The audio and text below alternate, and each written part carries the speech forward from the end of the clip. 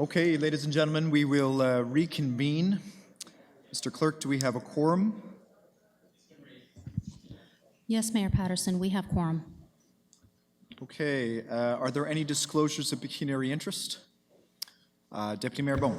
Thank you, Your Worship, and through you, I, Councillor Ryan Bowman, of the Council of the Corporation of the City of Kingston, declare my pecuniary interest in the matter of Clause 6 of Report Number 16-369, 2017 Operating Capital Budgets. As an employee of Utilities Kingston, it may be perceived that I have pecuniary interest in this matter. Thank you.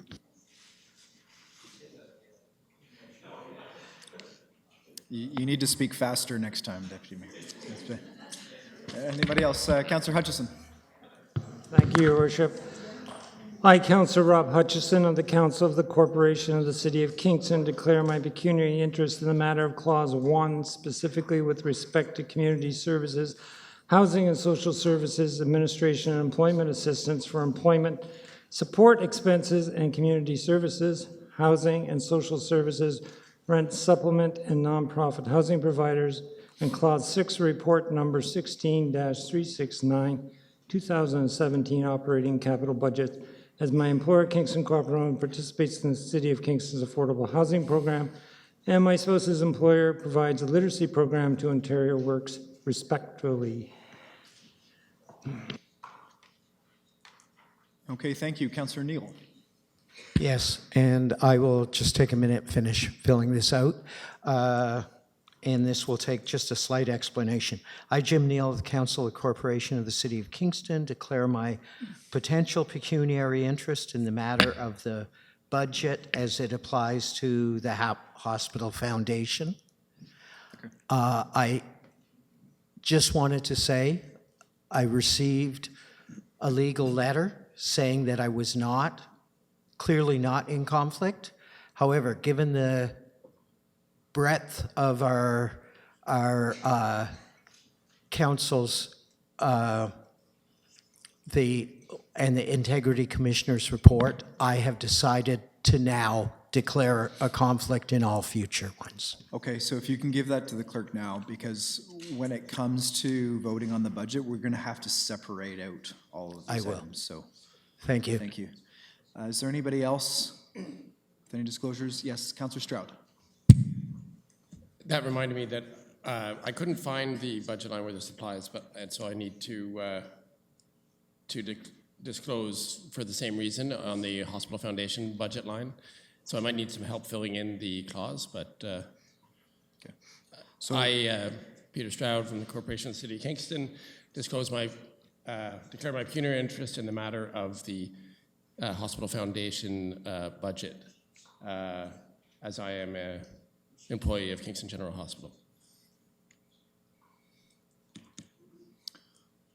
Okay. Thank you. So with that, we have no delegations, so we will move right to number 4. We have 2 more departmental presentations. First up is Corporate and Emergency Services, and Commissioner Leger is at the podium and ready to go. Thank you, Your Worship, members of council. Much like my colleagues before me yesterday, what you'll see here this evening is a different group in terms of corporate emergency services. You'll see some of the same familiar departments and or divisions that I've been dealing with for the past several years, and you'll see some new ones. I'd like to introduce staff that are here this evening.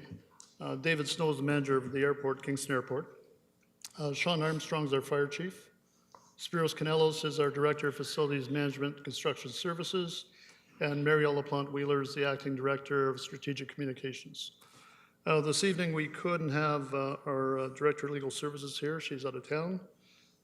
John was in his seat, but the city clerk's here, also my area of responsibility, and unfortunately Ms. Roberts, who's the acting director of human resources and organization development, is in negotiations, couldn't join us this evening. What we have in terms of corporate emergency services this evening is we have a budget that's about 2.58% increase over last year. And as I indicated, we have 2 frontline services, airport and fire and rescue, and the other services well organized by our chief administrative officer, who is an organization development, our support services. The only 2 notable support services that aren't in here will be dealt with by my colleague a little bit later on.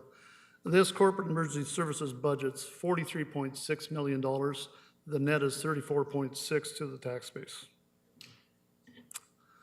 The capital budget this year is pared down from years past. You've seen a lot larger. Of course, I had transit and I had parking years past. But the airport's not significant in 45,000 because I'll speak about works in progress and the airport expansion plan, which has already been approved by council. Fire and rescue, that's about the annual spending we have over the 15-year horizon, about $2.5 million per year. And facilities management construction services is relatively low.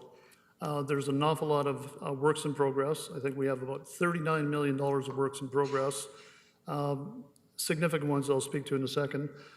We looked at organizational capacity, and we looked also in terms of the work that's before us, and we didn't produce a facilities budget this year that would be more in the vicinity of what we will do in years in the future, probably in the $6 to $7 to $8 million range.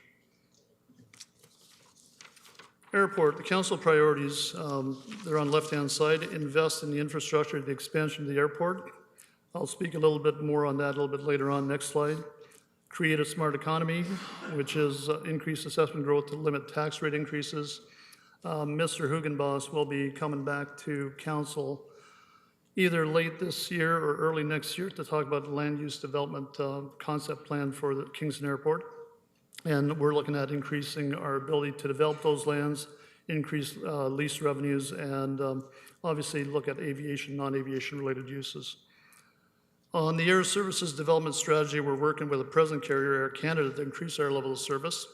And Mr. Snow has spoken on that in the past, and I think we've done relatively well. And he'll, if you have any questions relative to the types of passenger airplanes that have been flying in and out of Kingston over the year, he can address that a little bit later on. And we're also looking at working with WestJet to see if they're interested in providing regional service here to increase competition and service offerings to our traveling public.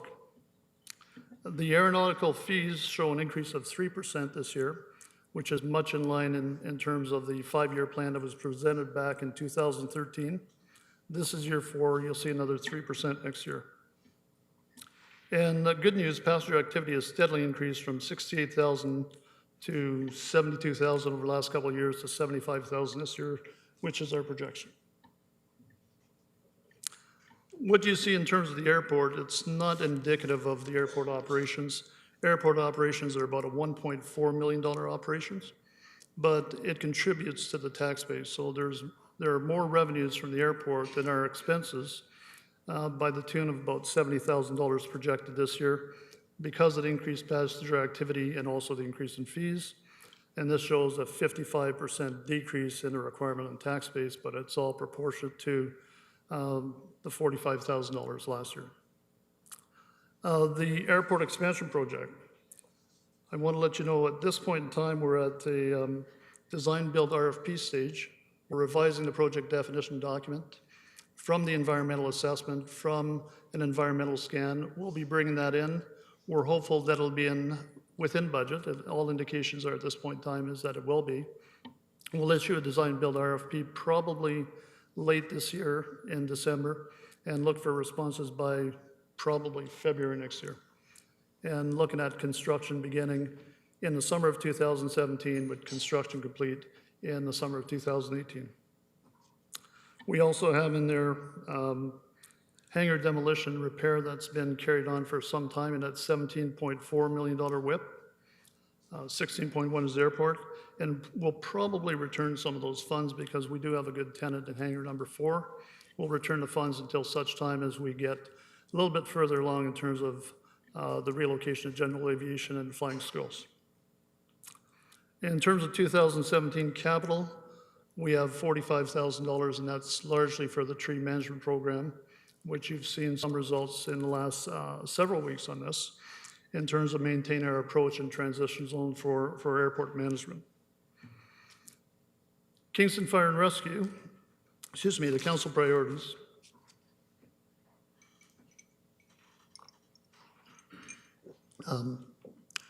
We had talked to council about coming back with a business plan for the training center. And I think at this point in time, some of those opportunities are not quite as pronounced as they were in the past. and maybe mostly on the educational side.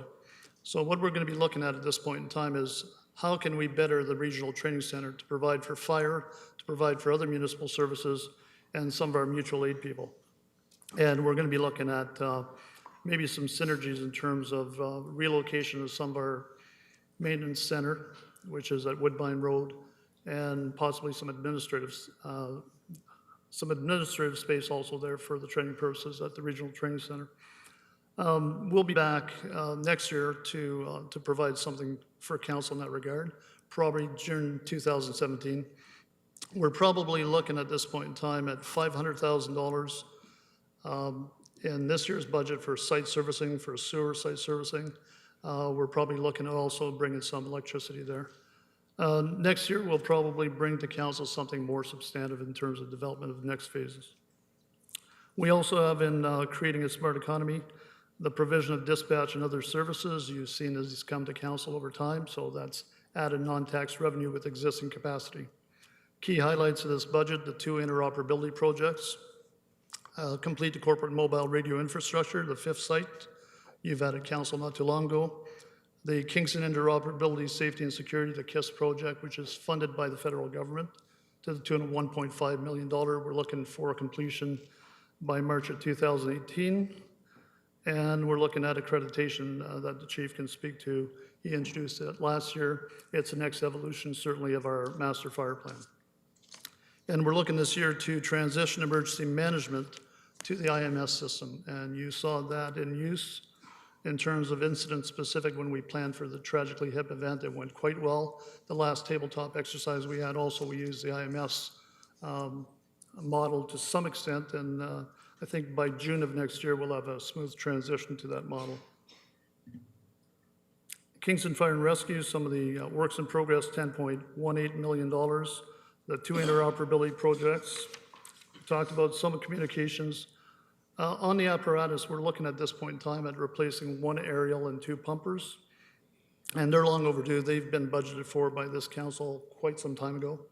It takes some time to procure and to ensure that you get the right equipment in terms of those stations. And a lot of our service equipment, mostly on the apparatus side, is getting a little worn and should be in reserve. In terms of 2017 capital, you see $2.5 million.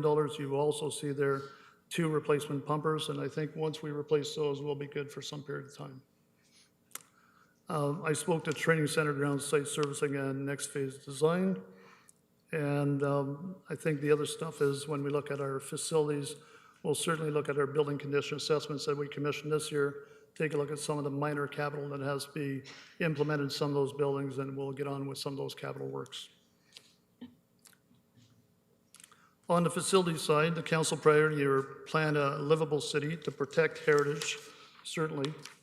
We have an asset management program for heritage buildings. We have some notable ones, obviously City Hall, and we also have the county courthouse, but TET Center, Tourist Information Office, we manage those to very good condition. Looking at other investment in infrastructure, you look at the other non-heritage properties, we have major campuses, downtown campuses, 362 Montreal Street, Division Street campus. And I think those are the major campuses, the administrative campuses. And you look at the purpose buildings, you look at our athletic complex, you look at Rideau Crest and all those, and we all manage these for a lot of departments here at the city. Green the City, we look at energy monitoring. We've implemented building automated systems, and we're working with certainly our building clients to provide them the information so they can make smart decisions relative to their building operations and behaviors. Key highlights, we look at an increase in preventive and proactive maintenance and reducing the need for reactive maintenance. That's where we're going with the centralized maintenance management. We want to maintain our assets in good condition. They're not going to be in superb conditions, but they've got to be better than fair. They've got to be good, and they cannot be on a critical side. If you look at a building that's on a critical side, it's time to abandon that building and invest in some replacement building. We're not there. Our aim is to look at keeping our buildings in good stead. And the continuation of that centralized maintenance management program that Mr. Canellos has implemented will certainly help us in this regard. This budget seems a little high in terms of percentage increase, but rest assured it's not. It's certainly a continuation of the program we had last year, which is to invest more monies into into facilities repair reserve funds. So we had buildings where we were returning the net proceeds to the tax base. And I think in terms of our building portfolio, it's wiser on 1211 John Counter Boulevard and 362 Montreal Street and the courthouse to reinvest those in reserve funds to look at the long-term life cycle management of these assets. So that's what we've done. We've increased that. That's been about $90,000 of the $226,000. Some of the works in progress that are notable here, the Fleet Maintenance Center is at the development, site servicing and design stage. We're looking in your 15-year plan of building and constructing 2019 for the Fleet Maintenance Center. Cataraqui Center Transfer Point, Mr. Canellis has indicated that it's operational, it's complete and operational. So these are works in progress, and those amounts come from September 30th, but since then, a lot of these funds have been expended. Pump House Steam Museum, there's an addition for the Pump House Steam Museum, and there's accessibility retrofits for the washroom. And my understanding is that some of the interior work will be done over the winter, and we look at completing the exterior work sometime in the summer, June of next year.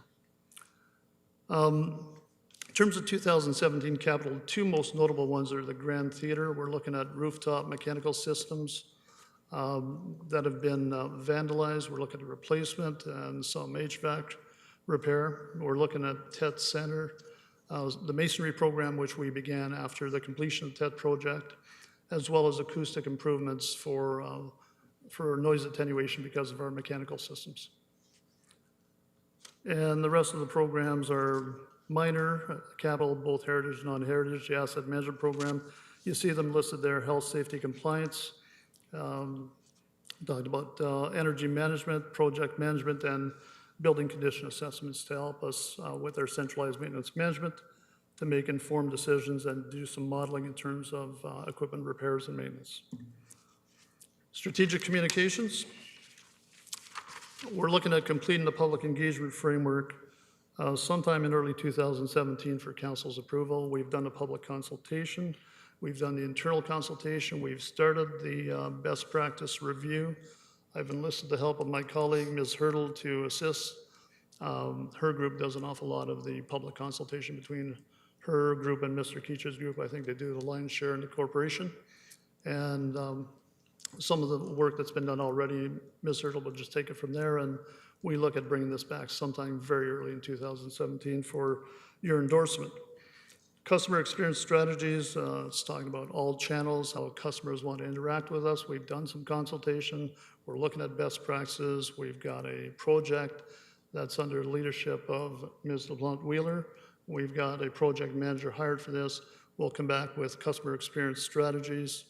And this will lead in one of the major projects under that is the very next project is the implementation of a customer relationship management system, which is a new software technology solution primarily for our contact center, which will have integration of all kinds of systems in there to provide data, accessible data, and also to provide information that best help us to serve and interact with customers the way they want to be interacted with. So we'll be looking at certainly that in terms of that tool.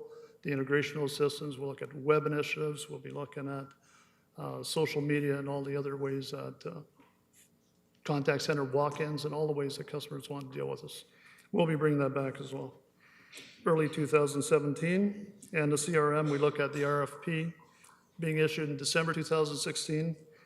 We look again, much like the airport timelines, submissions being reviewed in February 2017, and possibly a selection of a product by June 2017 with vendor demonstrations, looking at best practices, looking at what others are doing. And we're looking at a phase 1 implementation, which would be taking the services we currently provide under the current contact center, which is phase 1, and having that done by December of 2018. And then we'll get on to multi-phases of other services and look at service level implications and setting the standards, obviously. The other things that are on here, initiate website changes. We're looking at that. We're just in the formal stages of that, or formative stages of that. We'll be looking at the web governance policy, and we'll be looking at some quick wins on the web. So certainly some of the things that have been brought to our attention is that in some cases, the information is easily searchable, sometimes not so easily searchable. Is there a better way to architecture? And we're working with IS&T to help us in that regard and to look at better managing the information that we do have on the web. And the last note on there, there's a couple last notes, but we're reporting achievements on the microsite for council in terms of their strategic priorities. And we're also developing new project web pages. You've seen it for airport, you've seen it for the third crossing, you've seen it for the public input on the public engagement. So you've seen some of these pages that we've developed. And they better informed, and I guess they better consolidate the information for better access, and so people don't have to search all over the place for little bits and pieces of what's going on. On airport, you probably have 2 project pages, I think, at this point in time. You have the land use development, you have the airport expansion. Legal services, our focus legal services. First of all, I want to point out that 2.15% increase. What's not reflected here is the decrease that Ms. Kennedy has spoken to on the POA. So we talked about right-sizing the budgets with the POA revenues. The impact of that is not felt in this budget. It's felt in terms of a transfer to fiscal services, so it would be reflected in fiscal services, and Ms. Kennedy will speak on that later on. So it hasn't had an impact in this budget because we zero out POA in this budget. But we do have staff attrition, and we have helped reduce that impact. So it's not $375,000 in total. The impact on fiscal services is closer to $240,000 when you look at the net bottom line, because we have expenses of administration, the adjudication, court expenses, all those things, staffing expenses, administration, that offset those revenue streams. We're looking at developing a risk management strategy in 2017.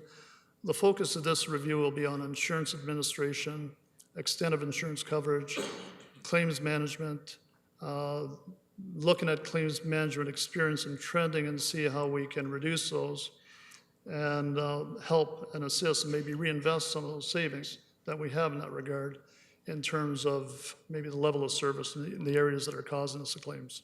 So we'll be back with an update to council on that, on our initiatives there. We've also included in this, that second bullet, temporary funding in this budget to help and assist primarily planning, building, and licensing on planning and environmental matters, or not only planning, building, licensing, I guess environment as well, on those issues, because we find that a lot of those issues are getting a greater level of complexity and need additional expert advice and expert counsel. Not all of them, but some of them do. And we have to be in a position to provide that so our planning department and environment departments can operate and get the best legal advice that they can in some of those regards on applications. And also a lot of these things have a propensity sometimes to go to OMB, and we have to take a look at supporting them there as well. Funding for an integrity commissioner, council has given us direction in that regard, and this budget includes funding for that.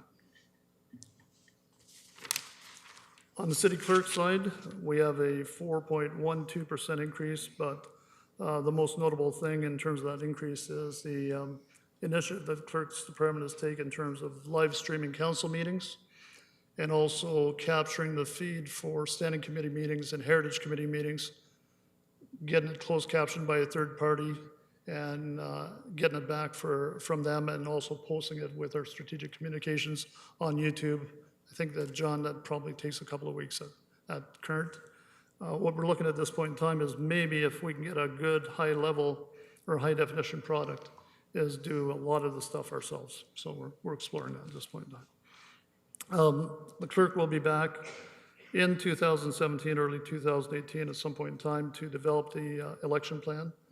We have a March 2015 report that was alluded to last time you dealt with rank balloting that will take in consideration, bring back an election plan for council to sanction. And the clerk's been working with outreach work on to get greater youth engagement, the civic administration program and some of the high schools, working with the school board, targeting at grades 3, 5, 10. We're looking at grade 11. We're looking also at this point in time at improving our website for access to bylaws and minutes. And we're looking at having additional meetings held outside council chambers. I'm not sure. We had 2 this year, or we had 1 in July, which was at the TET Center, a council meeting. And we're looking to have a meeting at the, a planning meeting at the POH coming up soon in December. Human resources, excuse me, we have a 2.1% increase. The biggest focus this year will be to upgrade the human resource management system, which is where we capture all the information, time and attendance. For one of our major spending here is for staffing some of the services we provide. We'll develop work plan strategies, targeted at attraction, recruitment, retention, succession planning activities. Ms. Hurdle was before council with a youth employment strategy sometime in the summer. We'll be looking also with HR and looking at the qualifications in terms of front-entry jobs and to reduce those unnecessary barriers. That was one of the issues we talked about and we can contribute to and lead with. And the other one is looking at establishing student-targeted opportunities such as internships, apprenticeships, and co-op placements in our own workforce. Continued implementation of corporate wellness. We do fitness challenges, flu clinics, cardiovascular screenings, and the like.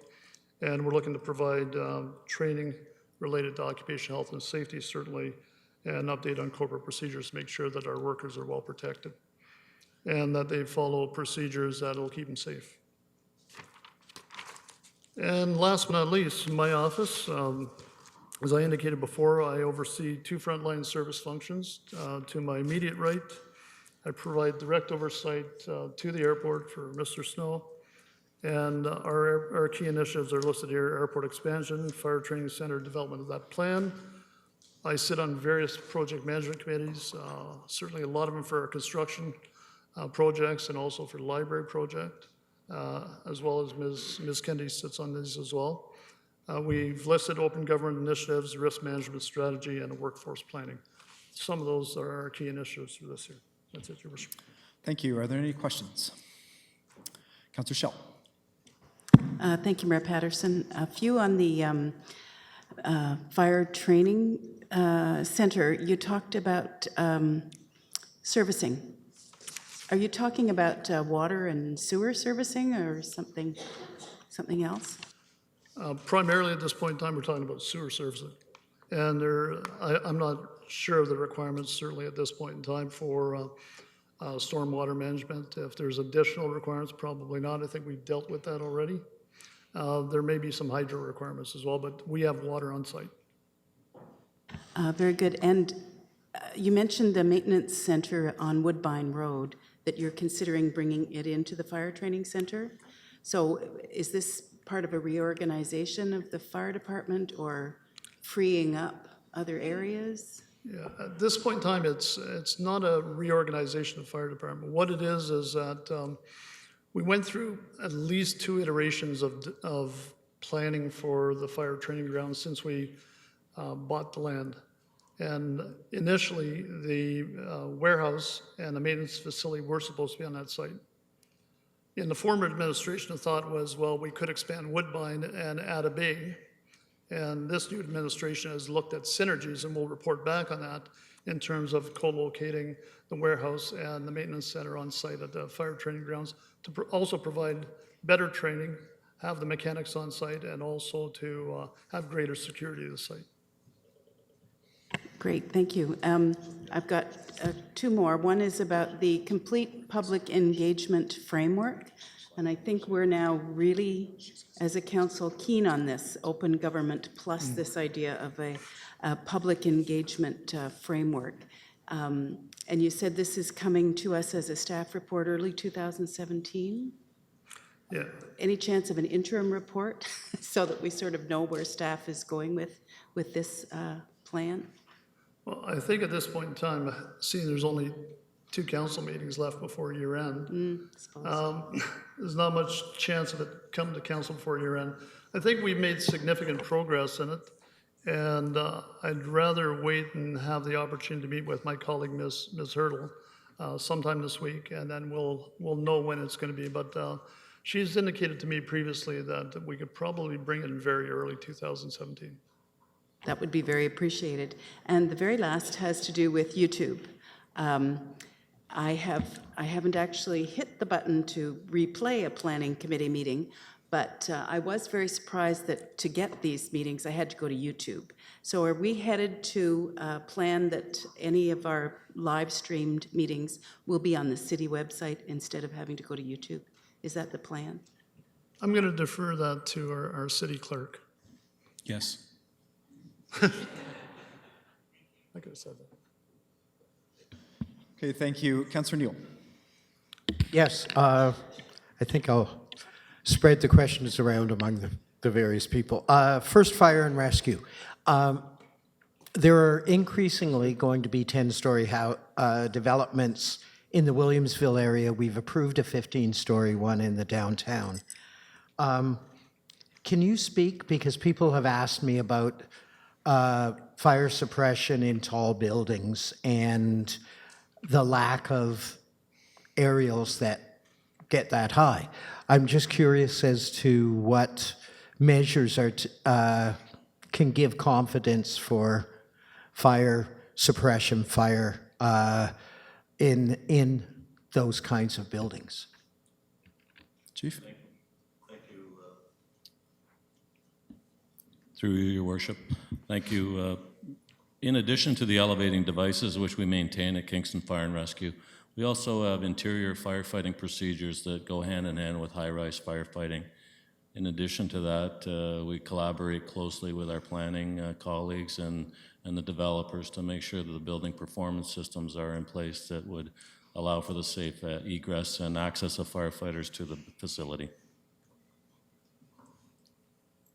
Thank you. And the new aerial that we're getting, what's the fully extended?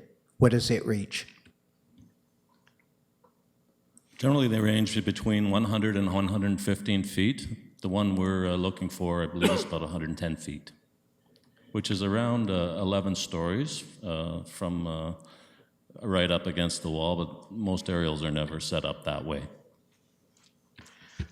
The people of Williamsville, thank you. My other question, you mentioned WestJet and approaching WestJet. Is Porter Air also on our radar for a potential service provider?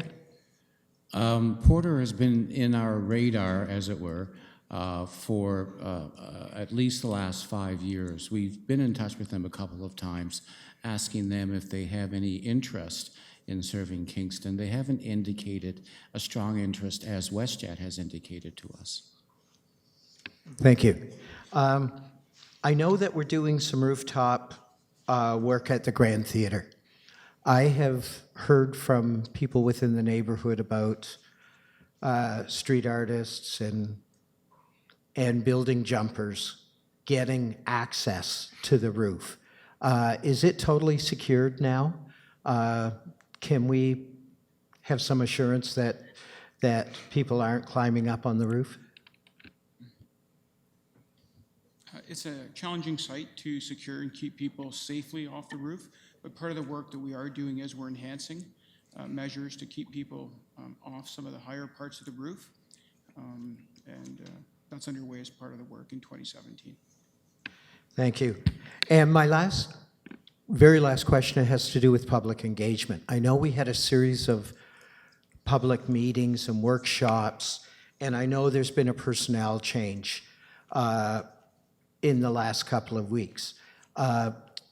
Will that affect the completion of that report, and can we be assured that our first step towards open government, which is public engagement, will be sailing ahead? Through your worship, it'll be completed, as I indicated before, so rest assured that we're really behind and we're really supportive of the open government themes. So public engagement is one of the most notable ones, so we'll complete the work. Thank you. Councillor McLaren. Thank you, and thank you again for answering these questions ahead of time, and just some clarification ones. So first of all, thank you very much for explaining the non-tax revenue and where it all came from. That's much better, thank you. But with regards to the more accurate asset lifecycle capital plan, may I ask, I just heard you say that you're working on a 15-year planning cycle for buildings and that kind of stuff. How much time do you figure before you go into a full life cycle analysis, like however long this building might last? Through your worship, I'm going to start, then I'll defer to Mr. Canellos, who knows an awful lot more about this than I do. We just implemented a computerized maintenance management system. We're gathering some data, we're modeling data, we've got condition assessments. Buildings last a lot more than 15 years. So we look at 15 years as our capital program that's aligned, and Ms. Kennedy spoke yesterday about even 30 years in terms of trying to plan for 30 years. We're hopeful that the information and modeling that we get from the system we've implemented over time will give us a view into the 25 to 30-year horizon. But it'll take some time to capture the data, do some modeling, and see the benefits of our proactive and preventive maintenance rather than just reactive maintenance. So we're trying to swing that pendulum. I don't know if Mr. Canello has anything else to add. Wonderful, thank you. And this was the third question, and I appreciate your no answer. Maybe I asked the wrong question, but I do have some concerns with the idea that the drop in the charges laid, of course, results in less revenue for the city. It strikes me as somehow not quite right that we are hoping for more charges to be laid on citizens. And like, it strikes me that there's good ways to make money and there's legitimate but bad ways to make money. And hoping for more crime and more fines to be issued is not something we should be really counting on. And so my question originally was like, can we just consider that a windfall? And I understand you said no, but is there some way that we don't measure it in the same way that we're measuring it now? Because when we measure things, we set the values and the criteria that are necessary in order to advance that.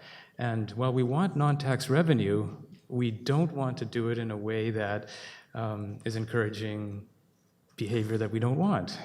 Is there a better way to ask the question? Okay, so I think we get the question. Do you have a response, Commissioner Levy? I answered the question for the councillor earlier in the day. I think the issue is that there was a devolution of service. We received the service from the provincial government. It is one of the only ones where we receive net revenue proceeds from. The other ones cost the municipality and taxpayers back in 1998. If we didn't have these punitive revenues, in an ideal world, would we have punitive revenues? Probably not, but behaviors being what they are, we know that the trending has been about $1.5 million per year in terms of infractions that happen in our jurisdiction.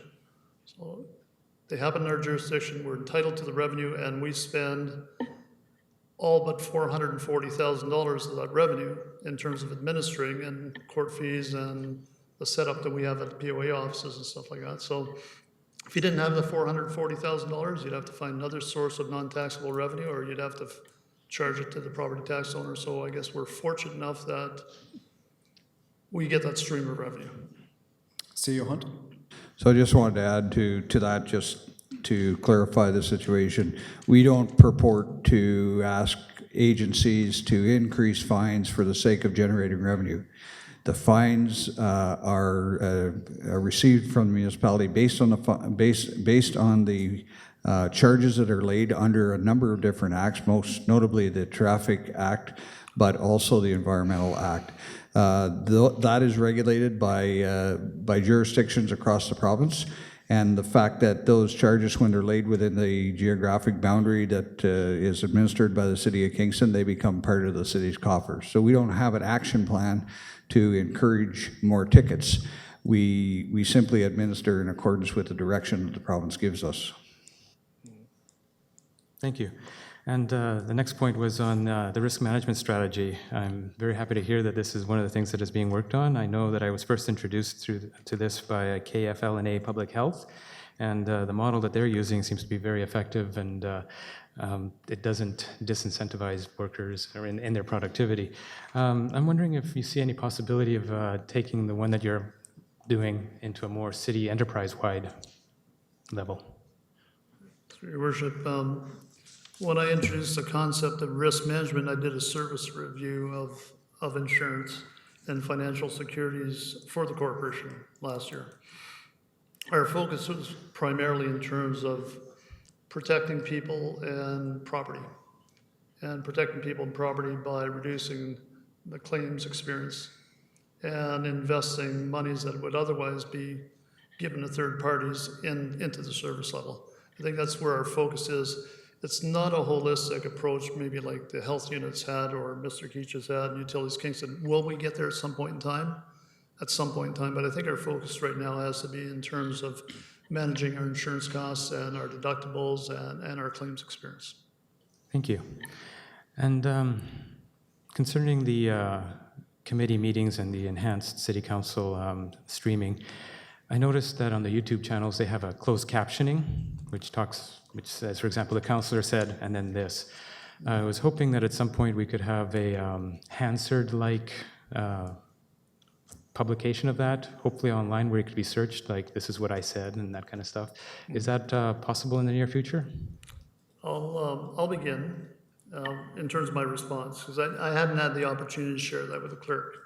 And my response, Councillor, was that at this point in time, what I described earlier was our focus for 2017. Whether or not there is that opportunity, I'm not that familiar with it, so maybe should we be able to explore it, I'll defer that question to the clerk. It's certainly something we can look into, and we can provide information back to council at the appropriate time. Thank you. And, okay, this next set of questions, I understand I may have touched a nerve, and I'm sorry, I didn't want to be accusatory. This is sort of just an oversight. I was sort of looking for, to be consoled that perhaps this is not an issue, or that if it is, that something might be done. And it's got to do with human relations, or human resources. I've been hearing from members of my constituency and the union as well that there's some less than happy people out there, and they're concerned a lot with the number of grievances and arbitrations that are happening in the city level. It seems to be increasing, especially over the last 2 years. And your answer here seems to suggest that there isn't really a problem, and I'm wondering if I'm missing something, or can you speak on that? Through your worship, just generally speaking, in terms of the city promotes and fosters a healthy labor relations environment. And from time to time, do we get grievances? Certainly we get grievances. I mean, we get into collective agreements on behalf of the city, as do the employer labor groups, that allows for such a process when you cannot resolve issues at source. But for the most part, the city of Kingston and its workers resolve matters at source, so I don't think it's a problem that is on the upswing, or I think it's pretty normal in terms of the complexity of the services we offer, and I don't think that it's a big issue. Okay. One of the other questions that was brought to me also was the concern with spending money on a Toronto lawyer, a labor lawyer, when we have local lawyers. Could some savings be found there? In terms of my response, Your Worship, it's like the planning and environmental issues that I spoke to earlier. When our legal counsel needs additional specific subject matter expertise in labor law, that is beyond their realm as general counsel for the City of Kingston, we'll acquire these services elsewhere. And sometimes it happens to be locally, and we have done it locally, and we've done it from Toronto firms as well. And I think the fees are comparable. Thank you. Councillor Osanik. Thank you. Through you, Your Worship, just one question. It's about the CRM customer service software. And I just wondered, with the new software, will it be following through on all work orders till completion? Like, if they're easy questions, it seems that our constituents get an answer, right away, sometimes just from the customer service level. It just doesn't have to be referred to the different departments. But sometimes if it does get deferred or referred to a department, they don't hear, or even us as counselors, we don't hear about it. And then 2 months later, it's like, oh yeah, that ticket, and we have to dig through and try to follow up. So I just wondered if that will software provide easier follow-up, and even if a report could be, issued by staff with all the outstanding tickets, and if there'll just be more follow-up with that software. Yes, through you, Your Worship. Absolutely. We're looking for a system that will allow us to track work orders from start to finish, and also have the functionality to update the residents and citizens with their work order process. Great, many thanks. Councillor Hutchison.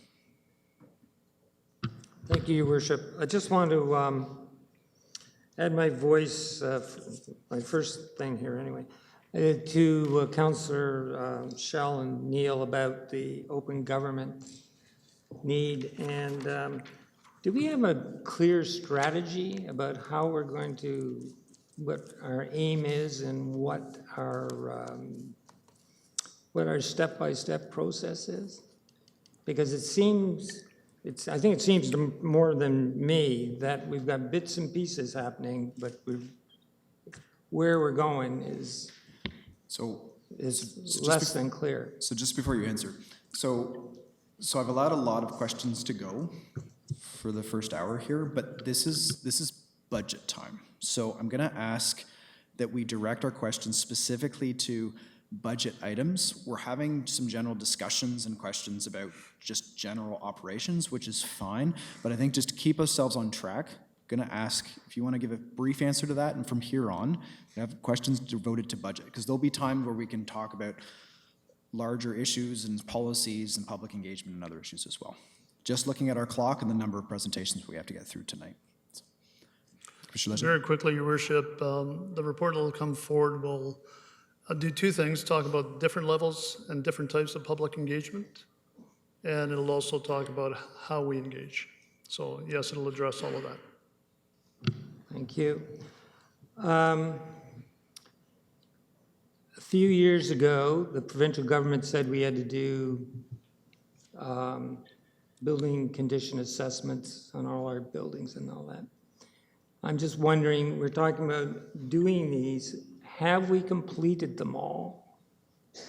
I remember it was a considerable job, but I'm just wondering where we're at in the process of completing them. Through you, Your Worship.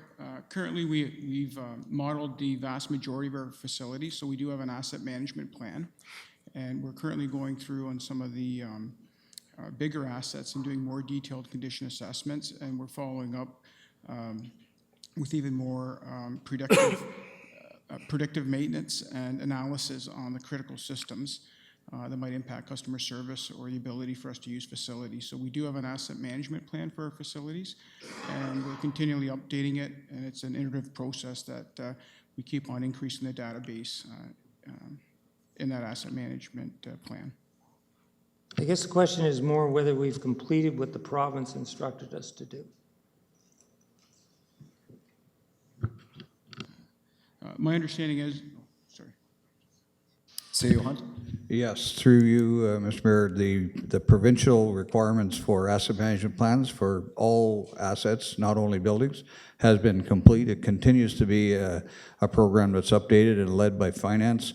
It is a macro analysis of the facilities, the long-term reinvestment program associated with all assets, and the particular features that Mr. Canellis is speaking about has to do with the various properties within a property, including HVAC systems, building conditions, right down to some paint and technical work that would be done on a regular basis, and that's the nature of the work. But that detail is not something that's necessary in the provincial requirements. Thank you. I just, under the human resources, we're told we're going to develop workplace planning strategies for attraction, recruitment, retention, and succession. And in the past, we found that we didn't always have the resources to do that. And we had difficulty retaining certain types of workers and professionals. So do we have perceived weaknesses in the corporation that we're trying to address here? And if so, what are they? Through your worship, that analysis hasn't been completed as of this point in time, but that's certainly one of the issues we look at, is look at our current workforce, we look at our demographics, we look at opportunities, we look at evolving technology, we look at what we require in terms of skill set. Once you do the gaps, you do the audit of your environment, you do the gap analysis, you do the needs analysis, then you bring it back and you formulate a strategy. You know how long that'll take to bring forward? Well, we're going to begin the process in 2017, so I don't know how long it's going to take.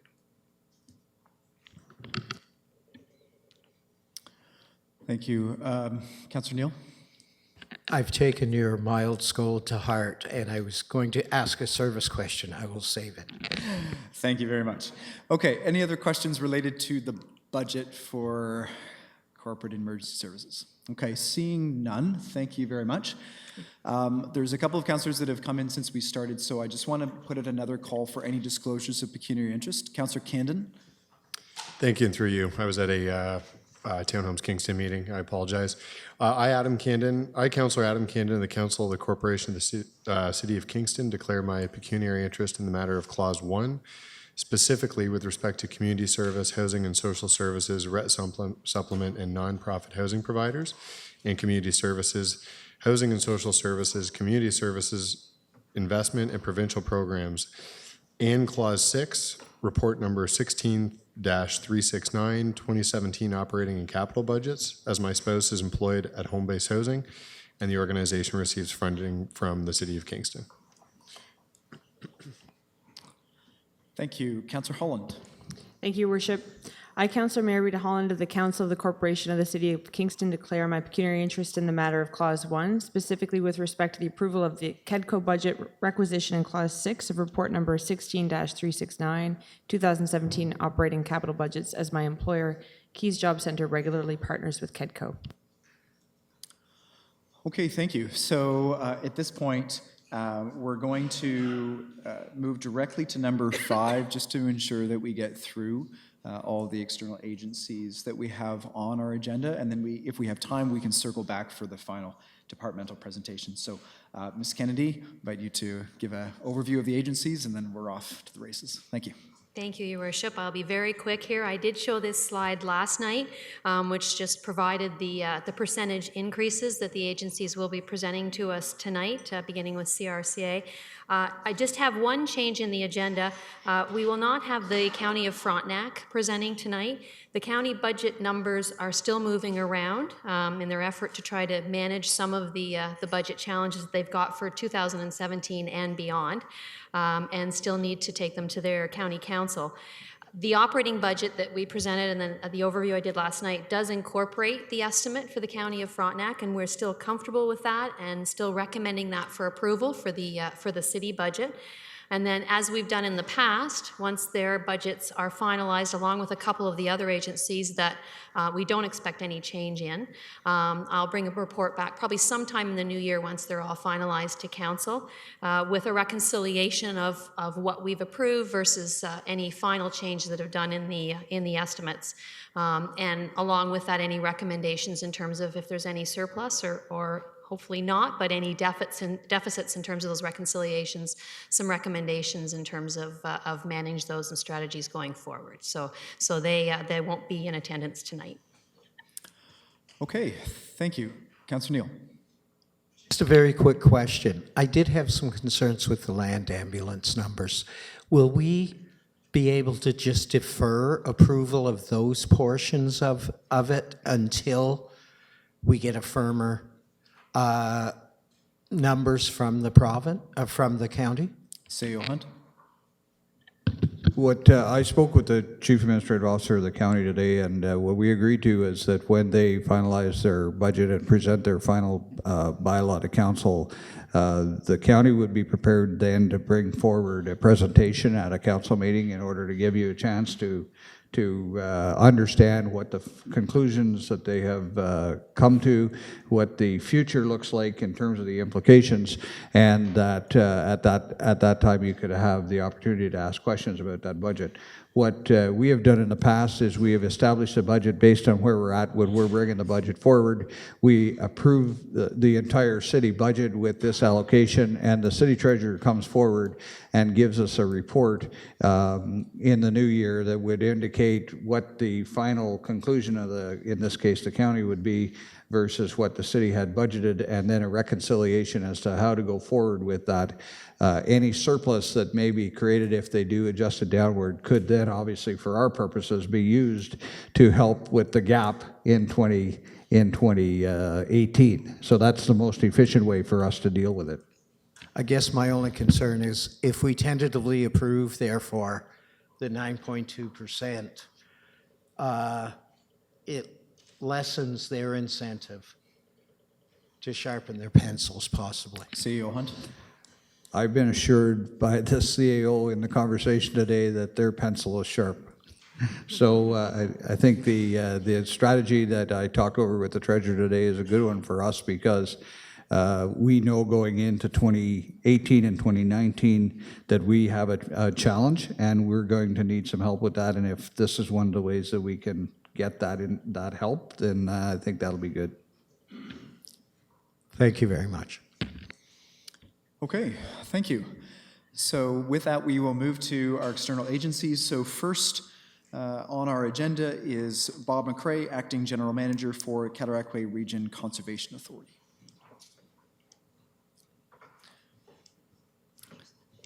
And just a note for all of our external agencies, just to manage our time, I'm going to ask for a presentation of about 10 minutes, and then we can have questions after that. Thank you.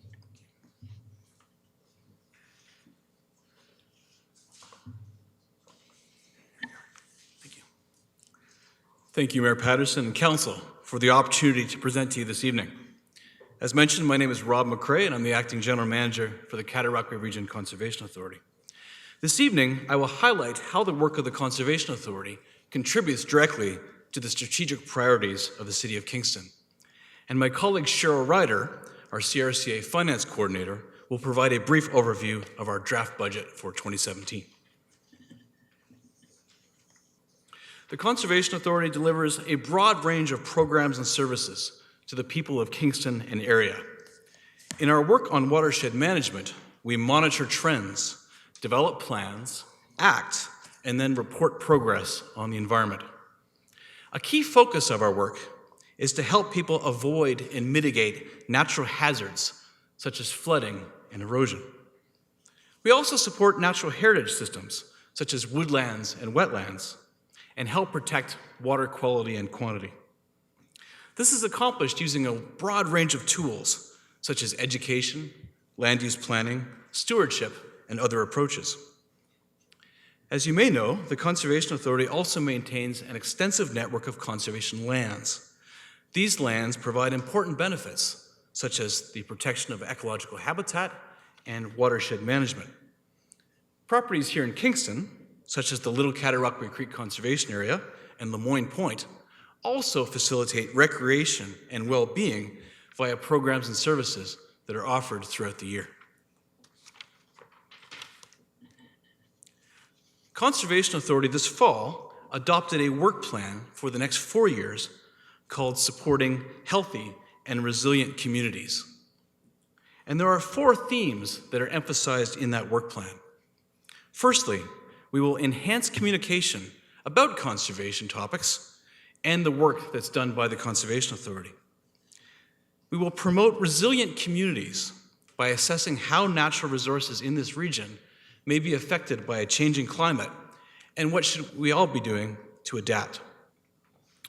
We will advance our collection and sharing of natural resource information, which is very useful for a broad range of purposes in Kingston and beyond. We will also support health and well-being, both personal health and well-being and environmental. The numerous initiatives in the CRCA's work plan for 2017 to 2020 align with all 6 of the City of Kingston's strategic priorities for the coming years. In our next few slides, I'll provide a few examples.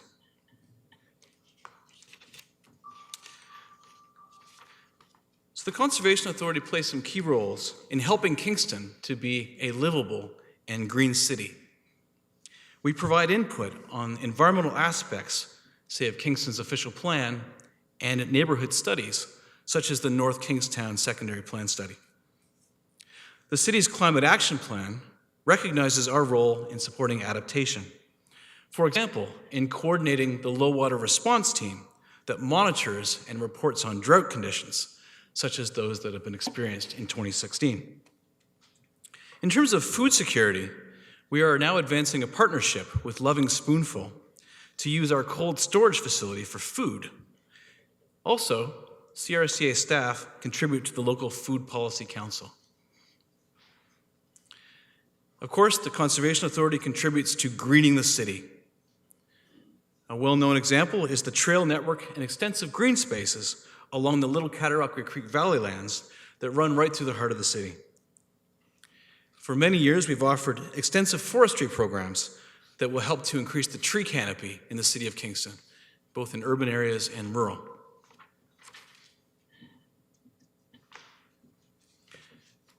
Conservation Authority members and staff very much recognize the City of Kingston's interest to advance a vibrant waterfront. And your Conservation Authority served as an advisor on the city's waterfront master plan. Our staff are now advising on the proposed redevelopment of Kingston Penitentiary and Portsmouth Olympic Harbor. And our staff work very closely with municipal colleagues here in Kingston in the review of development applications and proposals along the shoreline, ensuring safety from natural hazards and also promoting best practices for natural heritage, stormwater management, and other aspects of water resources, such as drinking water source protection.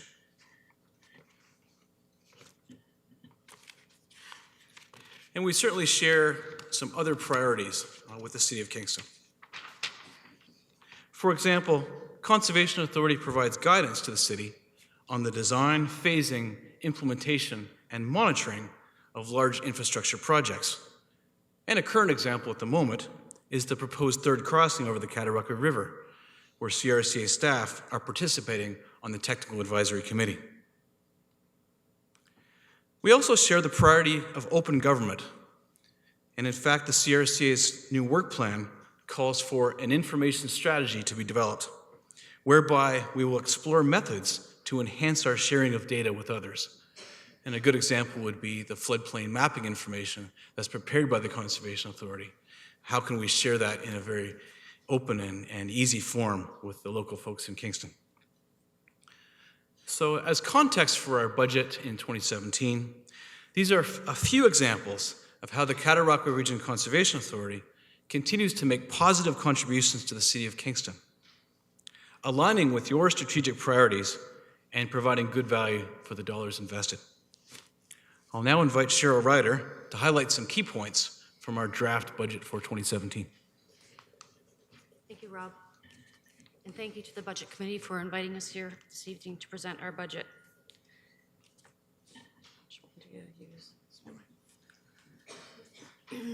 You have our budget information as part of the package. In the Cataraqui region, we are looking for $64,000 more from our 11 municipalities, of which the city pays about 60%. We've kept the rate per $100,000 of assessment at 2.1%. In future, there may be adjustments stemming from the Conservation Authorities Act review. We envision that a typical increase of 3% general levy may be required to implement the work plan in 2018, 2019, and 2020.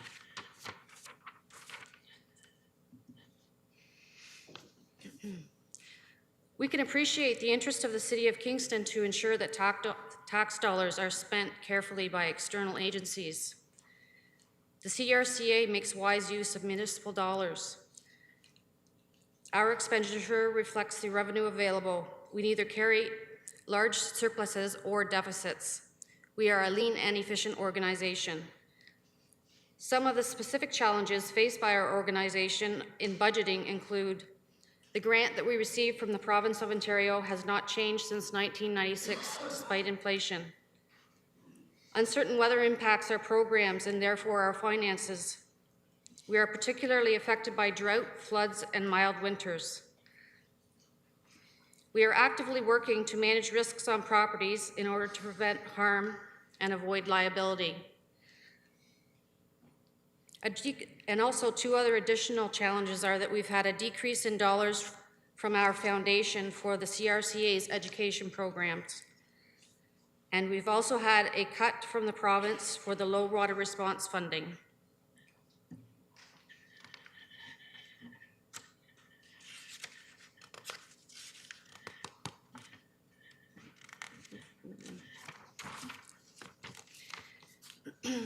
In preparing the draft budget, the Conservation Authority made use of several methods to reduce the levy cost. Existing reserve funds were utilized where appropriate, and discretionary projects were deferred or downscaled. Our allocation of staff resources was optimized per an organizational review that was completed last year. The draft budget also reflects our ongoing transition from paper to digital formats, which saves money for printing, paper, mail, and courier costs.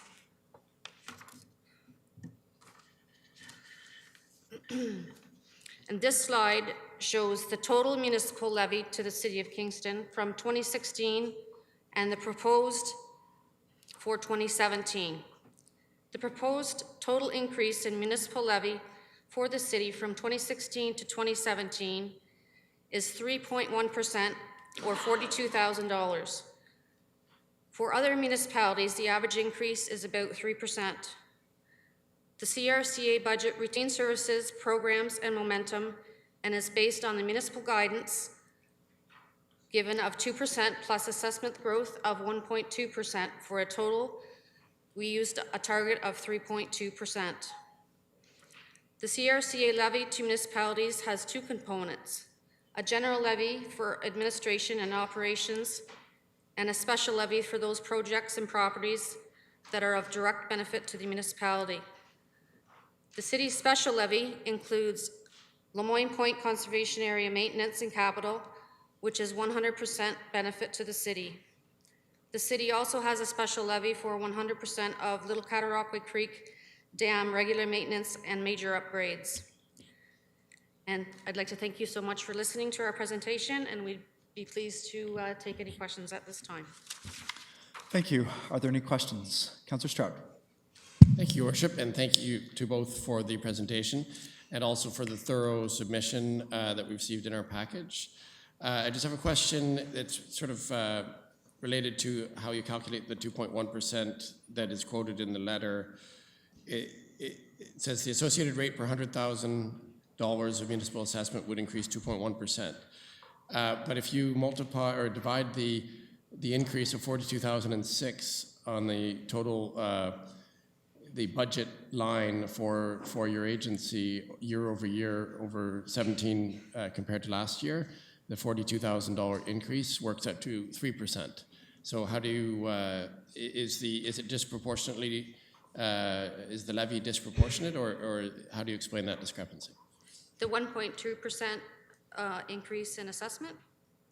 Is that what so your letter that you sent us, and it was mentioned as well in the presentation, mentions a 2.1% increase, but the actual number of 42,000 divided by the 1.395 million from last year is actually a 3% increase. The increase to the city is 3%. Right. Right. Oh, okay. So what is the 2.1%? Why is that the number that's quoted in the letter, I guess is the question. Can we go back on this?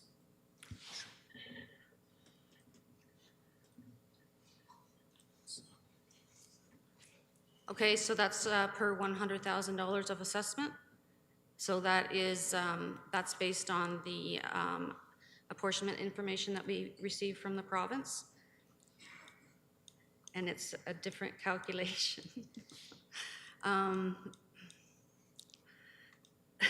I guess I'm just pointing out that the actual budget increase is 3% and not 2.1%. That's the increase to, yeah, the increase per $100,000 of assessment has gone up. So that would mean if your house is valued at $300,000, $100,000, that's how much it costs each person, $6.18 for every $100,000 of their assessment. Right, so perhaps the assessment values have gone up by 0.9%, and that explains the I discrepancy? think Councillor Stodd's just asking why is it that this is going up by 2.1%, but your overall budget increase or ask is going up by 3%. Right, so across the Cataraqui region watershed, the apportionment has gone up 1.2%, like the amount of people that are living in the watershed has gone up 1.2, plus we've used inflation of approximately 2% to use a target of 3.2% for our increase in our budget. Okay, so that's clear. It's essentially the inflation rate plus the 1.2% increase in population. Yes. Okay, thank you. Councillor Hutchison. Thank you, Your Worship. I'm just wondering, you've presented your 2017 estimates, and Council passed a motion asking for multiple year comparisons. And so I'm just wondering why you didn't do that.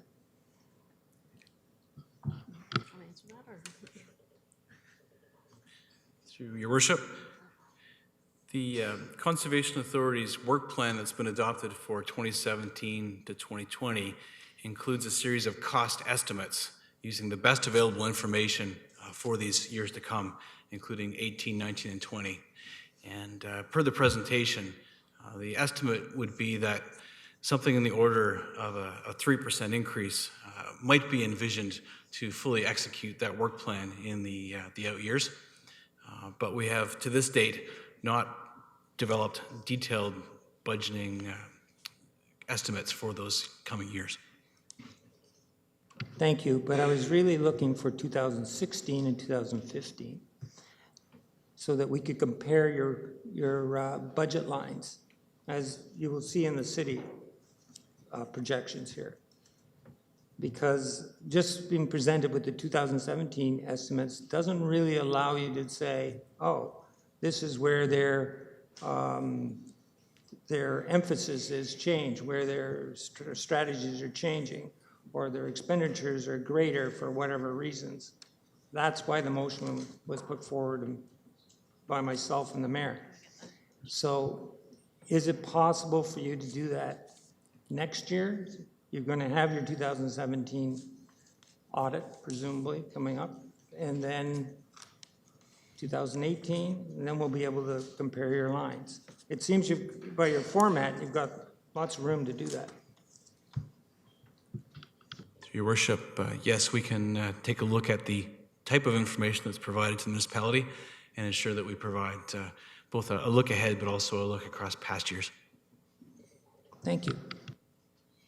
Just to note that on one of their slides, they did show the 2016 in comparison to 2017. Yeah, I did see it on the slide, but yeah, you don't have a line by line here. Yeah. Okay, any other questions? Seeing none, thank you very much. Next, we have Dr. Ian Gemmell from Kingston, Frontenac, Lennox, and Addington Public Health.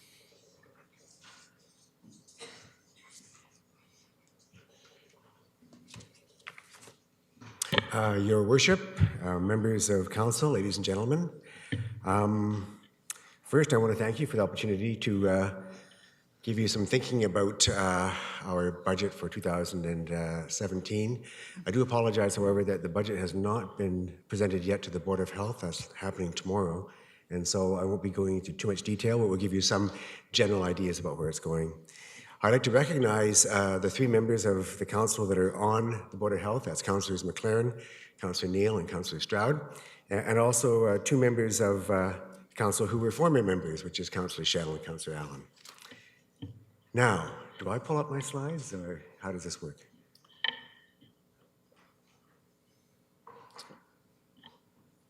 Or do I just keep going down? Oh, there we are. Thank you. Okay. First of all, to let everybody know that the programs and services that we provide are stipulated in the Ontario Public Health Standards, which is what all local public health agencies across Ontario are required to provide to their residents. And these services are measured through accountability indicators that have been determined by the province of Ontario. And these standards include services for family health, that's primarily families, children, infants, and so on.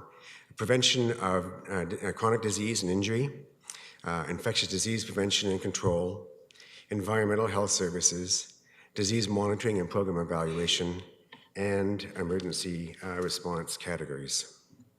So the first area is family health with the goal to promote the health of children, youth, and families.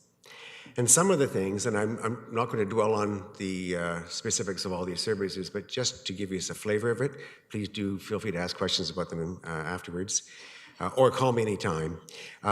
Helping people to plan pregnancies, prenatal classes so that people have healthy pregnancies, breastfeeding classes so that infants have the opportunity to breastfeed successfully for 6 months or longer. A wonderful program called Food for You, Food for Two, in which single young women who are pregnant can come together and learn about nutrition and also can socialize, working towards a healthy pregnancy.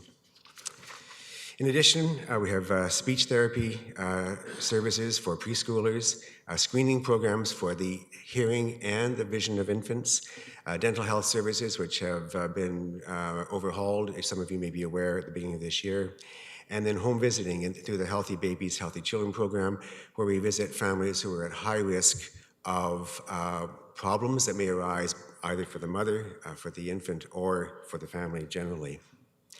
In chronic disease and injury prevention, we provide a number of approaches, and the one that's listed first and which I'm really proud is one that's happening more and more now, which is working with municipalities. And I will take a second to just say thank you to the folks who work for the City of Kingston, who work with us to on various areas of mutual interest, such as active transportation, parks and recreation, and so on.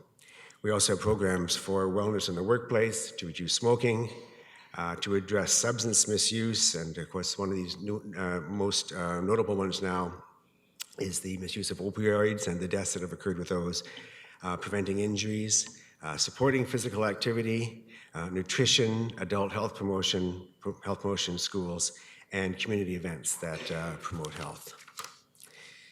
In the infectious disease prevention and environmental health programs, we have teams that follow up on communicable diseases and do surveillance on the trends in these diseases, a sexual health team that offers clinical services, education, and also follow-up, a vaccine preventable disease team, and this is people from whom you get your flu vaccine.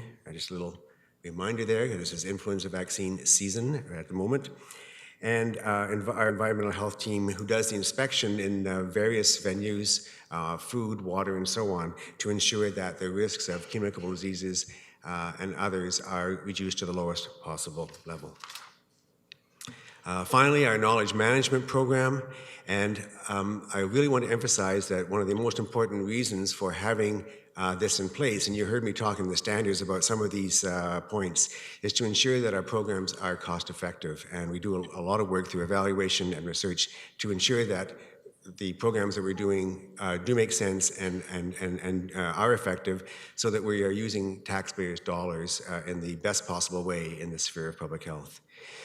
We also disseminate this new knowledge to staff and other public health professionals and contribute to the education of future public health professionals through opportunities to train with us.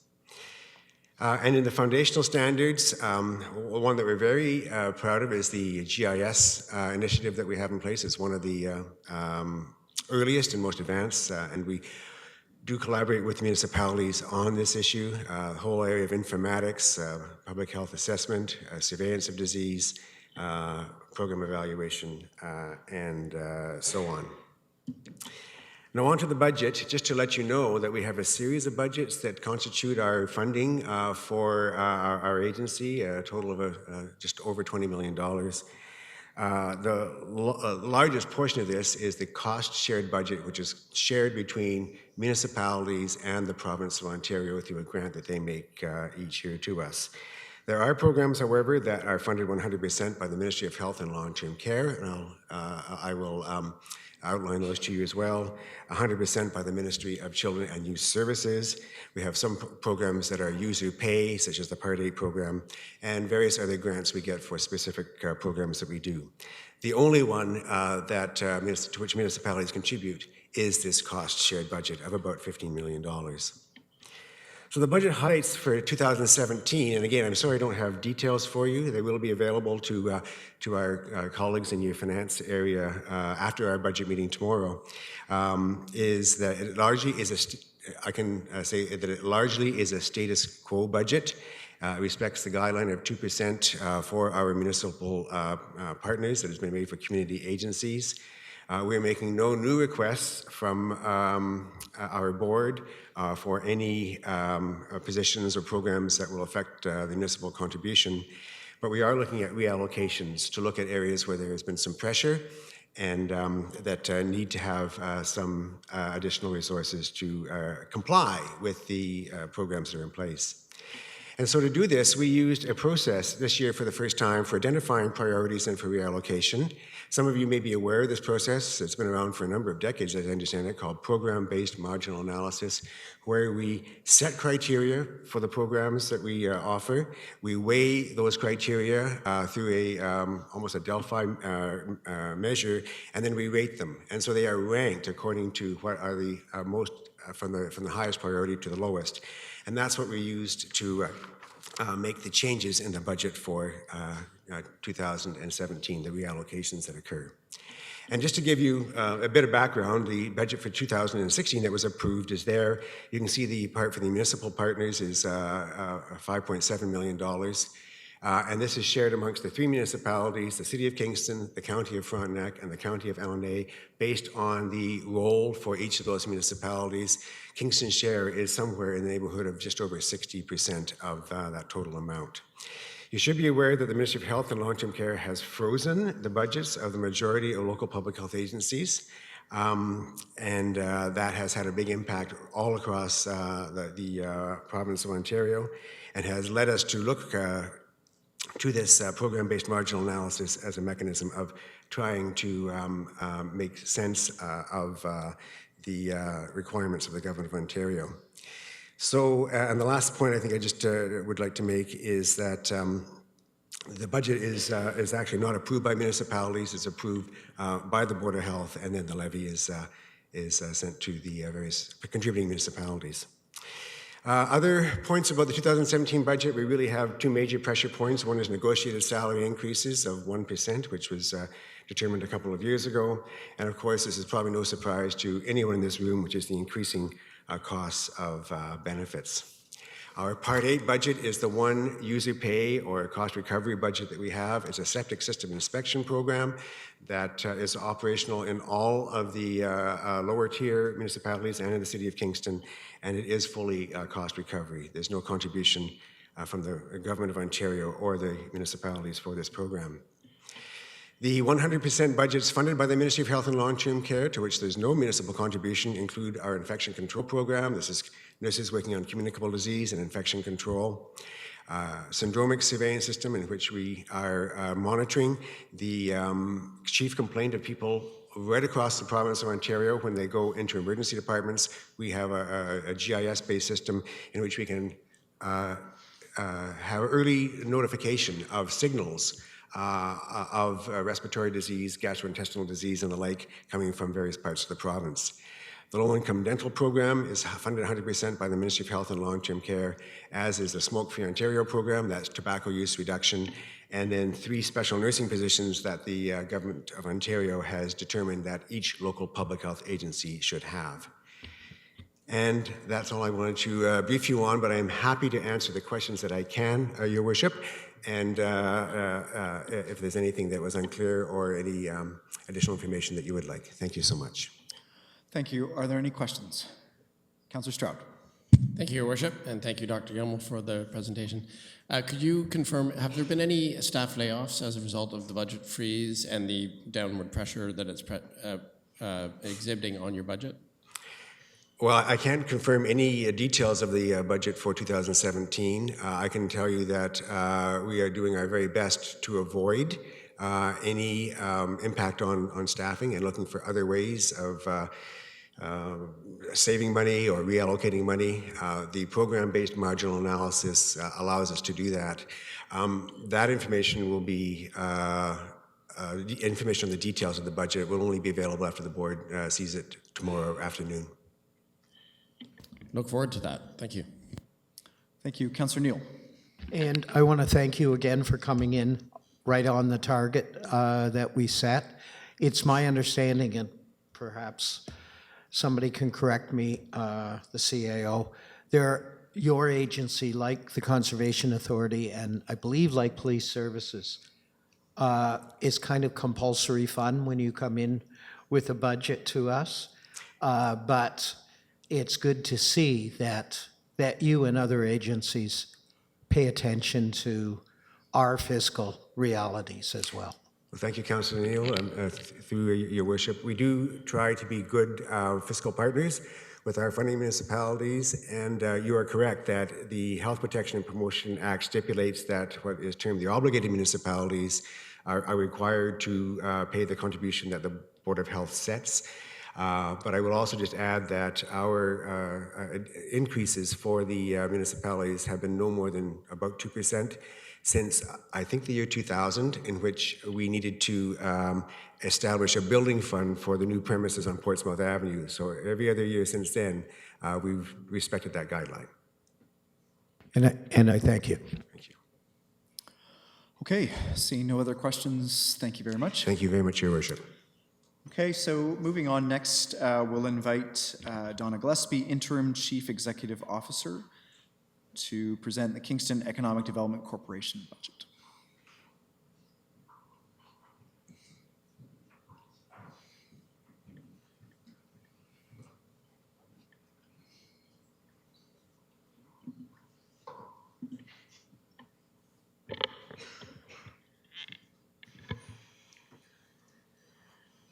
Good evening. Thank you for having us tonight. I'd like to introduce members of our Board of Directors who are here with me this evening. We have Bill Durnford, General Manager of the Ambassador Hotel and Conference Center, Judith Pino, CEO of Eastern Fluid Power and Vice Chair of the Board of Directors, and our Treasurer, Sandra Gibson, Certified Professional Accountant, Certified General Accountant with Gibson, Turner & Moore. Our Board Chair, Shada Bey, sends his regrets this evening. He is teaching in Saudi Arabia this week. I'd also like to thank Councillors Allen, Turner, and Hutchison for their role on our Board of Directors this year, and for Mayor Patterson. Also with us this evening are members of staff, our Director of Marketing, Tourism Marketing and Development, Violet Hebert, who will be presenting on behalf of the DMO next. I'd like to ask Judith to say a few words about 2016 in review.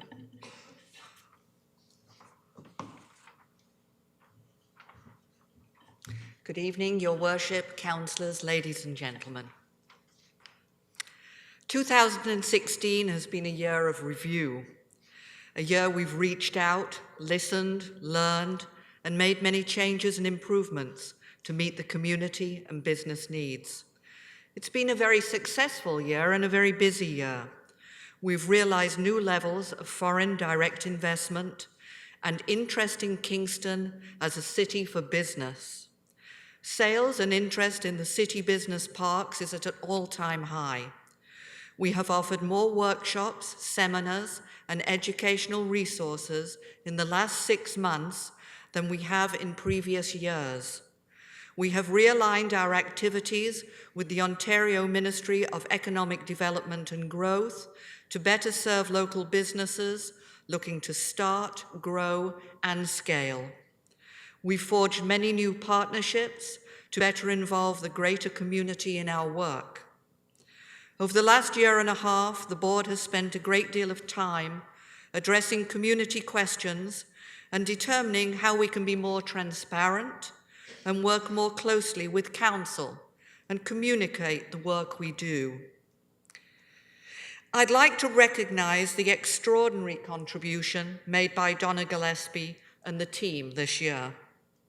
A year that has presented some unusual challenges, the team have stayed focused and delivered results. They have displayed outstanding professionalism, dedication, and collaborative spirit.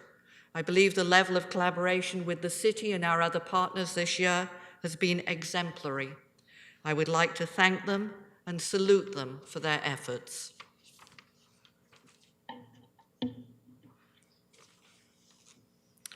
The board has to date posted copies of our audited financial position from KEDCO's inception in 1998 through to 2015, disclosed any staff person earning over $100,000 in accordance with the Public Sector Salary Disclosure Act, and will do so going forward. Put our HR and policy manuals online for public review, posted our sales and operating plans online, organized quarterly open houses for the public to visit our offices and ask questions, implemented feedback surveys to gain insight on the delivery of our services, invited community members to council and the annual board planning session, which shapes our sales and operating plans, opened our board meetings to the public, posted agendas and meeting minutes online. As a governance board, we are committed to the oversight of solid operations, the support of staff in continuing their good work, and ensuring that Kingston is open for business. The board is currently working with transition groups to implement recommendations from the review committee that was approved by City Council and include separating the tourism functions from economic development, recruiting new board members for 2017, beginning the search process for a permanent chief executive officer. In the new year, the board and staff will work to identify performance indicators and measures of success to council as outlined and approved in the service level agreement by June the 30th. Our proposed operating budget. We are pleased to present our 2017 operating budget of $1,638,542. We are requesting consideration of $1,418,542 municipal investment. This represents a 0 increase from 2016 and a 3.4% decrease, $91,864 in municipal funding from 2015. The board directed staff to develop sales and operating plans within this framework. I'd now like to turn the podium over to Donna, who will walk us through the 2017 sales and operating plans and budgets. Thank you.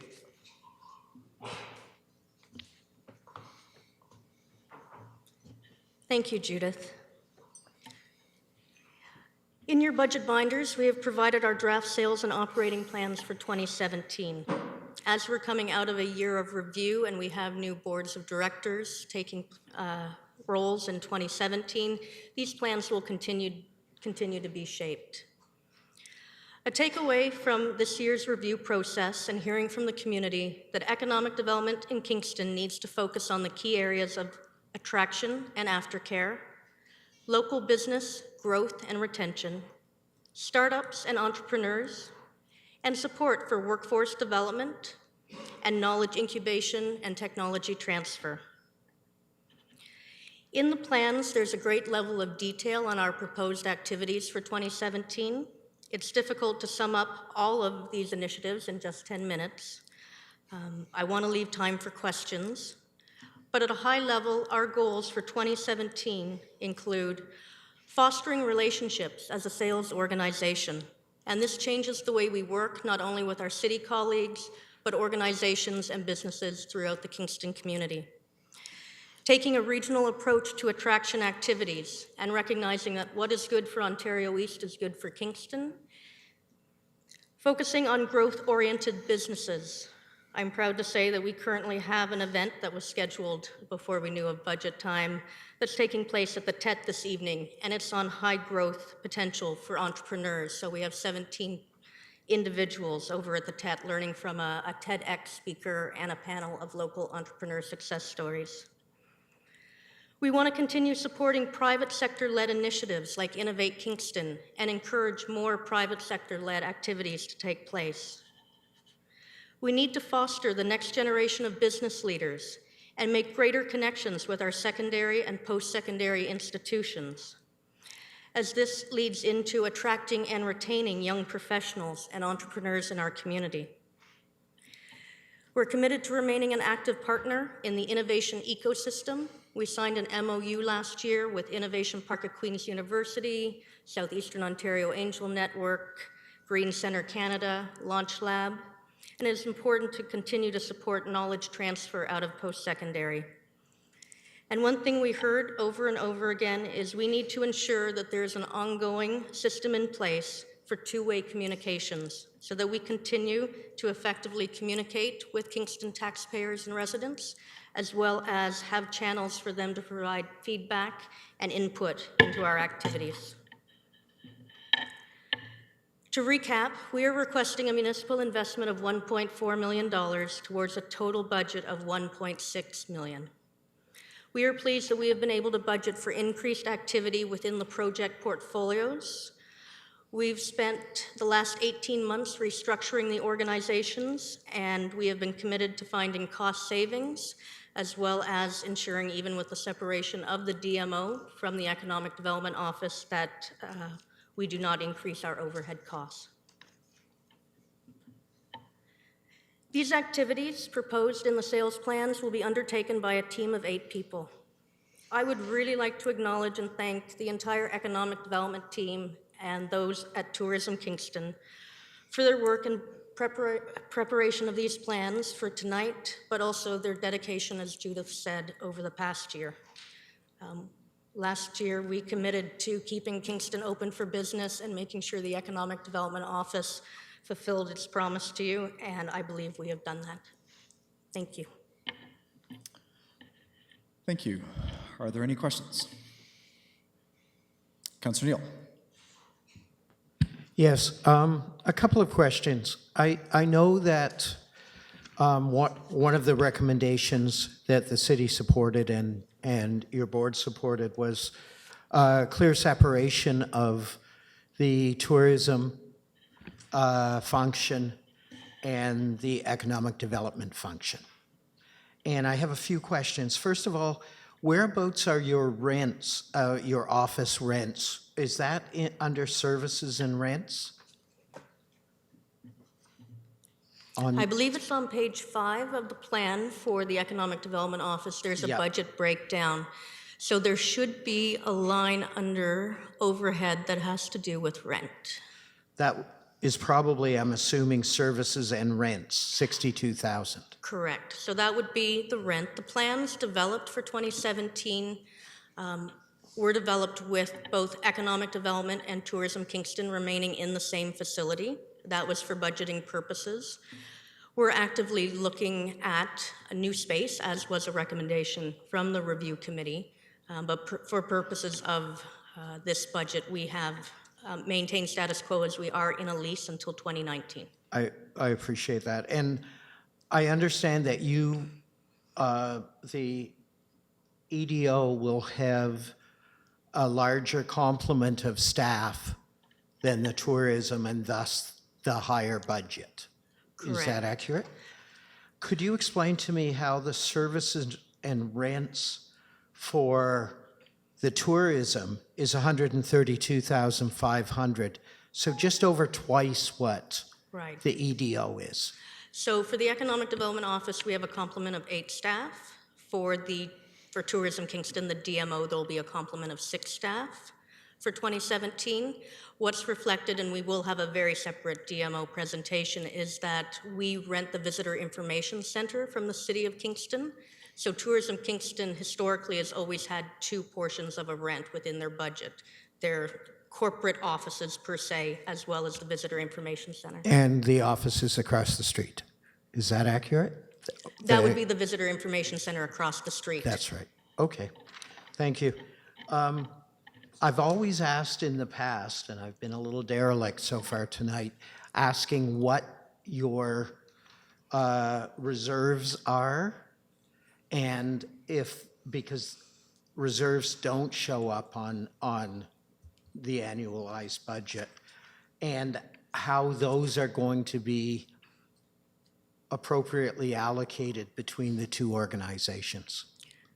Thank you. And I apologize, I didn't bring the actual breakdown. My understanding is the reserves are in the range of $650,000.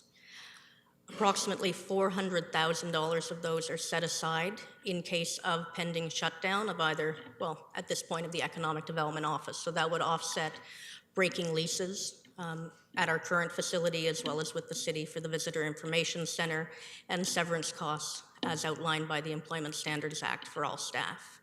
And I'm assuming a portion of that, since it's been built up over time in the service of both the sectors that are now being separated, a portion of that will indeed go towards. Correct. So as we set up the new DMO as a standalone corporation, there's a lot of details we'll need to go through.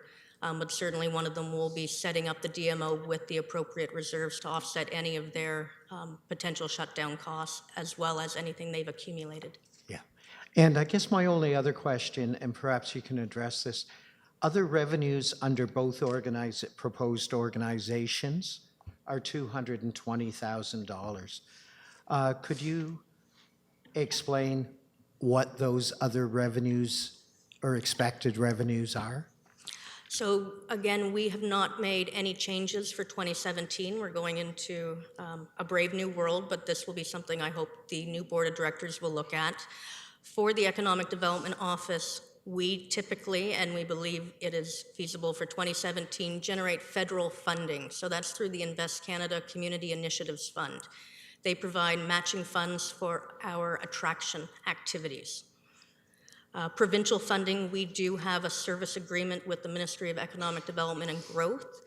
They provide us with core funding as well as funding for special programs such as Summer Company and Starter Company. Starter Company in the past has been geared at youth, but in 2017 we're looking at it being broadened to people over 29 years of age. Private investment fee for service. Those would be activities we might partner with the Workforce Development Council in delivering surveys.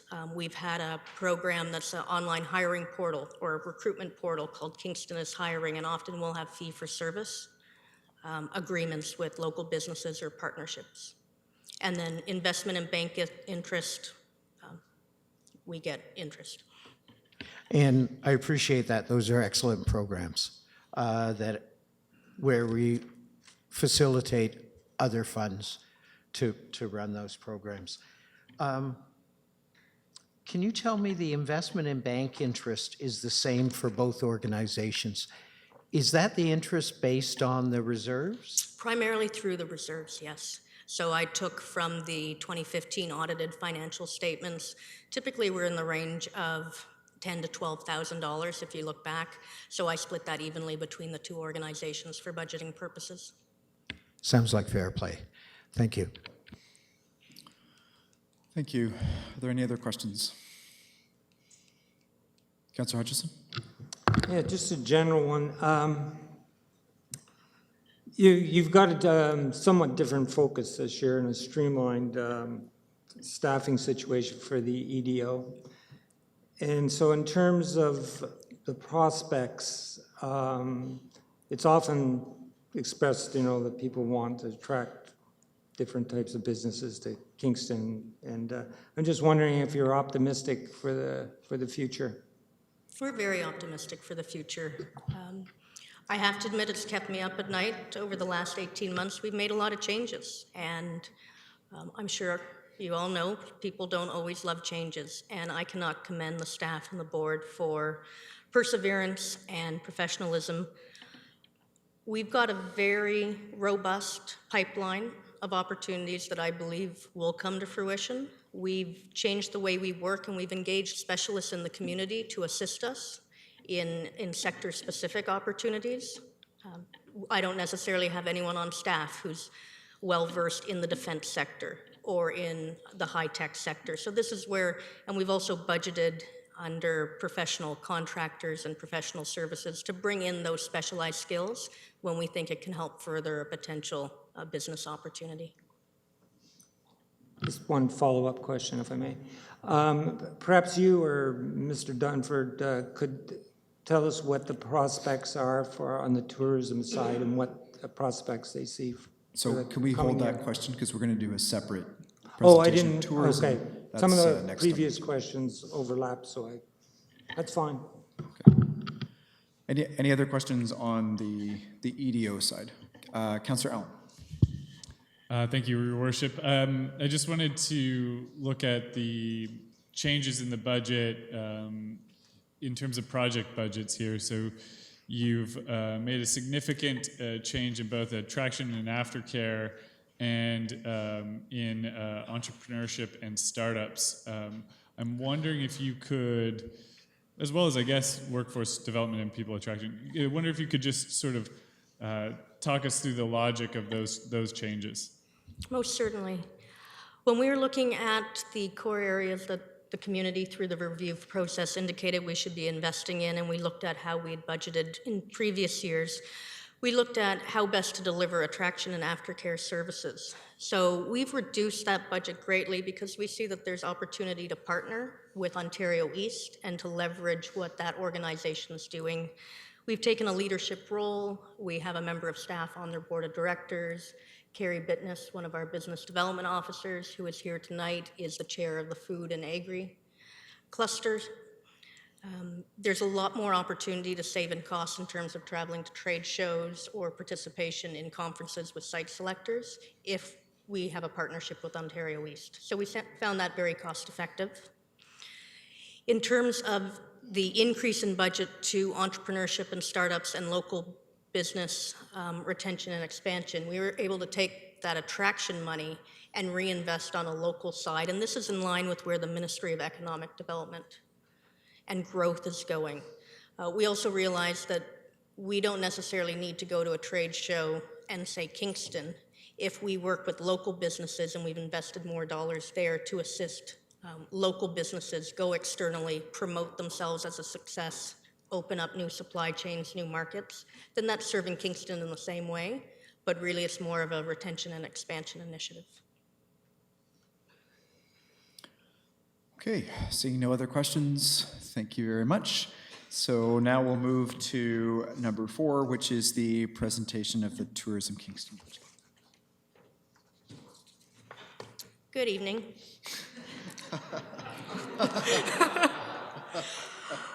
I would like to introduce Bill Durnford, who will speak to the 2017 Tourism Kingston budget request and sales plan before Violet Hebert goes into more detail. All right, thanks, Donna. Good evening, members of council and the mayor. Tourism sector, of course, has had a phenomenal year this year. In 2016, tourism continues to be an extremely important sector for Kingston as a destination. It accounts for close to 7,500 jobs with an estimated $840 million of annual visitor spending. And of course, tourism is a people attractor, and this really goes hand in hand and complementary to the economic development activity, bringing people to Kingston. These people, of course, will hopefully become future residents, employers, and taxpayers of Kingston. Realized in 2016, we formalized an MOU with the Kingston Accommodation Partners, launched a new tourism brand and website, supported the Kingston Penitentiary Tours for the first year, which was a fantastic success, over 60,000 person visits to the Pen Tours, so we're very hopeful that that will continue in future years. The Visitor Information Center was refreshed and re-merchandised, 130,000 person visits to that site this year in 2016. Of course, the Tragically Hip weekend was certainly a chance for Kingston to shine. Some very unfortunate circumstances, of course, around that hip tour and with Gord Downey, but Kingston really stepped up for that final weekend and really showed its colors. And supporting the new Lumina Borealis event and attraction that's opening December 1st at Fort Henry. As Donna mentioned earlier, the tourism transition group is moving forward in creating the new and distinct corporate entity, Tourism Kingston. Representatives of the industry have been meeting since July to discuss those steps, and we did, of course, the call out for inaugural board of directors, which that process is well underway, and we'll have some names of the 9 individuals coming to the City Nominations Committee for next week. And so that council, or I should say that new board of directors will be made up of 9 public members, 3 members of council, so 2 city councilors, and the mayor will be sitting on that board as voting members. And ex officio members on the board will be representatives from the city, the Economic Development Office, and the Kingston Accommodation Partners. And in the new year as well, we will be working with our service level agreements, establishing some performance indicators and measures to present to council sometime through early part of the year in terms of to evaluate our performance. Our operating budget that we're proposing this year, requesting a municipal investment of $1,197,361, 0% increase over 2016. And our total budget being presented is $1,417,360. Certainly striving to ensure we're keeping our overhead costs in check with new corporation. There will be some added costs, of course, as a standalone entity, but we're looking, of course, as Donna mentioned, in 2017 and beyond, some cost sharing with the EDO in terms of our CRM software, our office facilities, and our service agreements with the City of Kingston in terms of finance and IT support. So now I'd like to invite Valerie Hebert up, our Director of Tourism Marketing and Development, to present more details around the budget. Okay, so our goals for 2017 are based on partnership input and consultation. And our partners identified creating a long-term integrated tourism strategy as a top priority, focusing on product development, making data-driven decisions, and ensuring we measure our successes, and extending our tourism products, marketing, and services in order to position ourselves as a top 4 four-season destination. So Tourism Kingston's portfolio covers niche leisure travel, sports tourism, meetings and conferences, travel trade, and partnership and visitor services. New in 2017, tourism will also take on film attraction in partnership with the city's recreation and leisure services. The goal for this portfolio is to use Tourism Kingston's marketing assets and services to develop a film commission in the city in 2018. We were requesting a municipal investment of $1.19 million towards a total budget of $1.4. And this will go to support a tourism team of 6 people, plus additional seasonal support staff at the Visitor Information Center. Thank you. We welcome any questions. Thank you. Are there any questions? Councillor Turner. Thank you, and through you, Mayor Pattison. Thank you for the presentation. That was great, and it explained a lot of information to us tonight.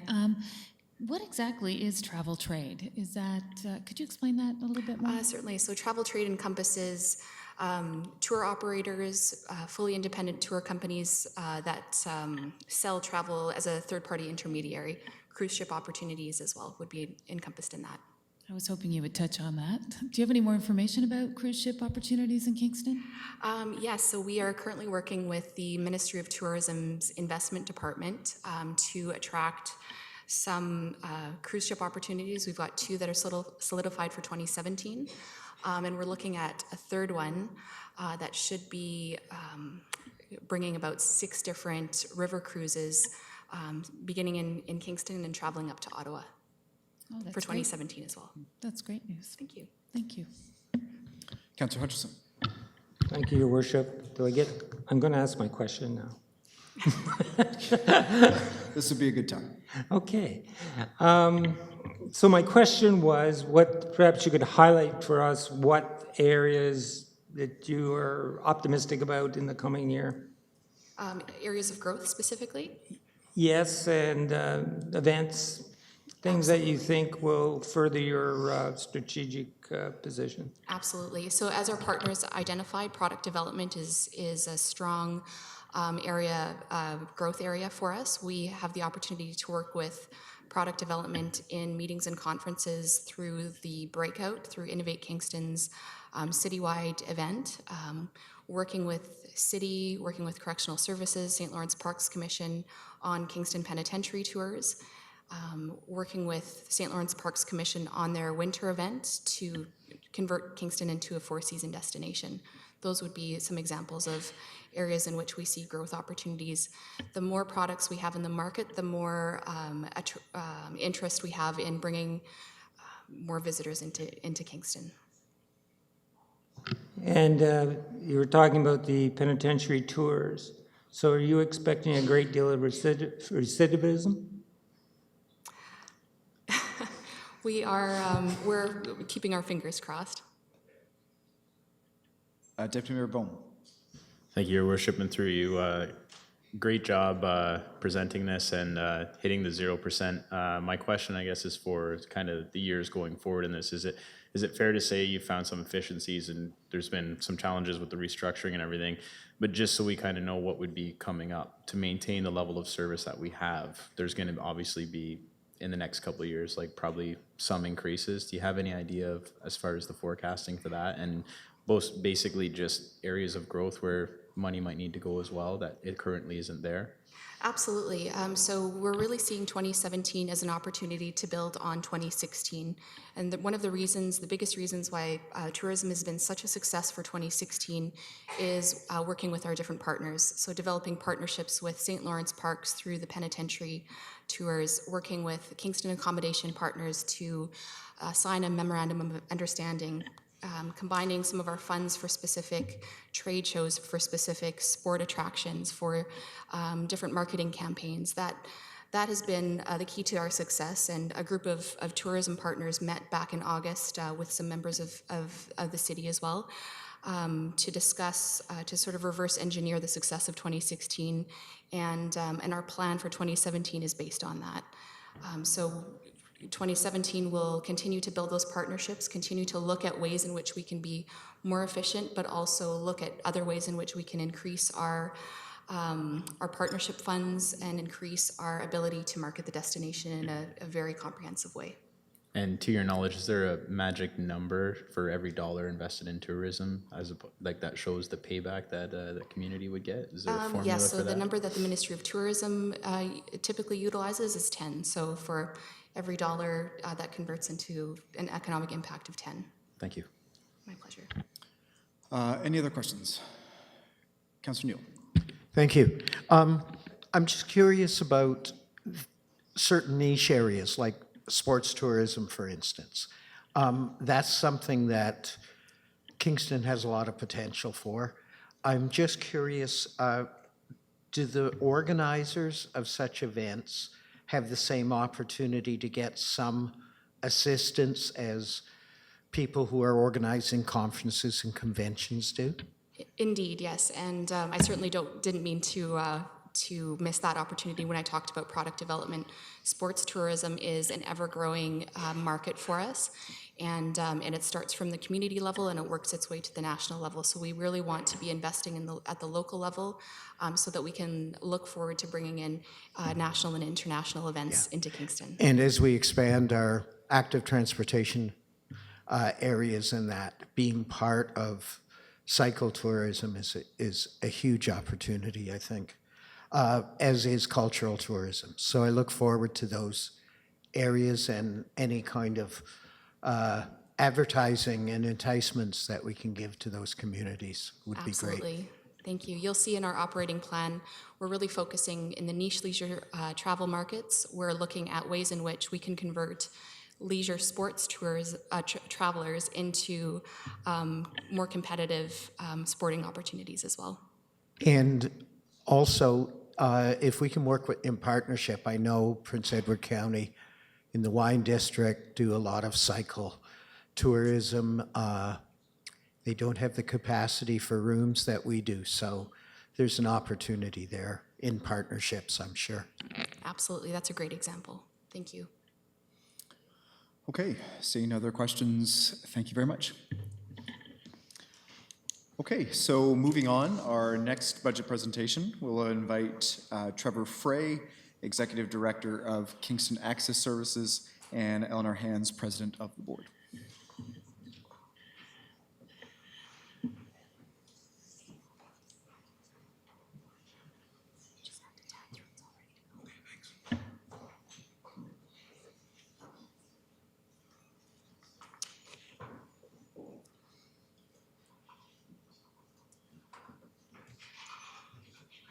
Thank you, Mr. Mayor and members of council, for the opportunity to come here and talk about our 2017 operating and capital budget request. As the mayor mentioned, I'm joined by Eleanor Hands, who is the chair of our board of directors tonight.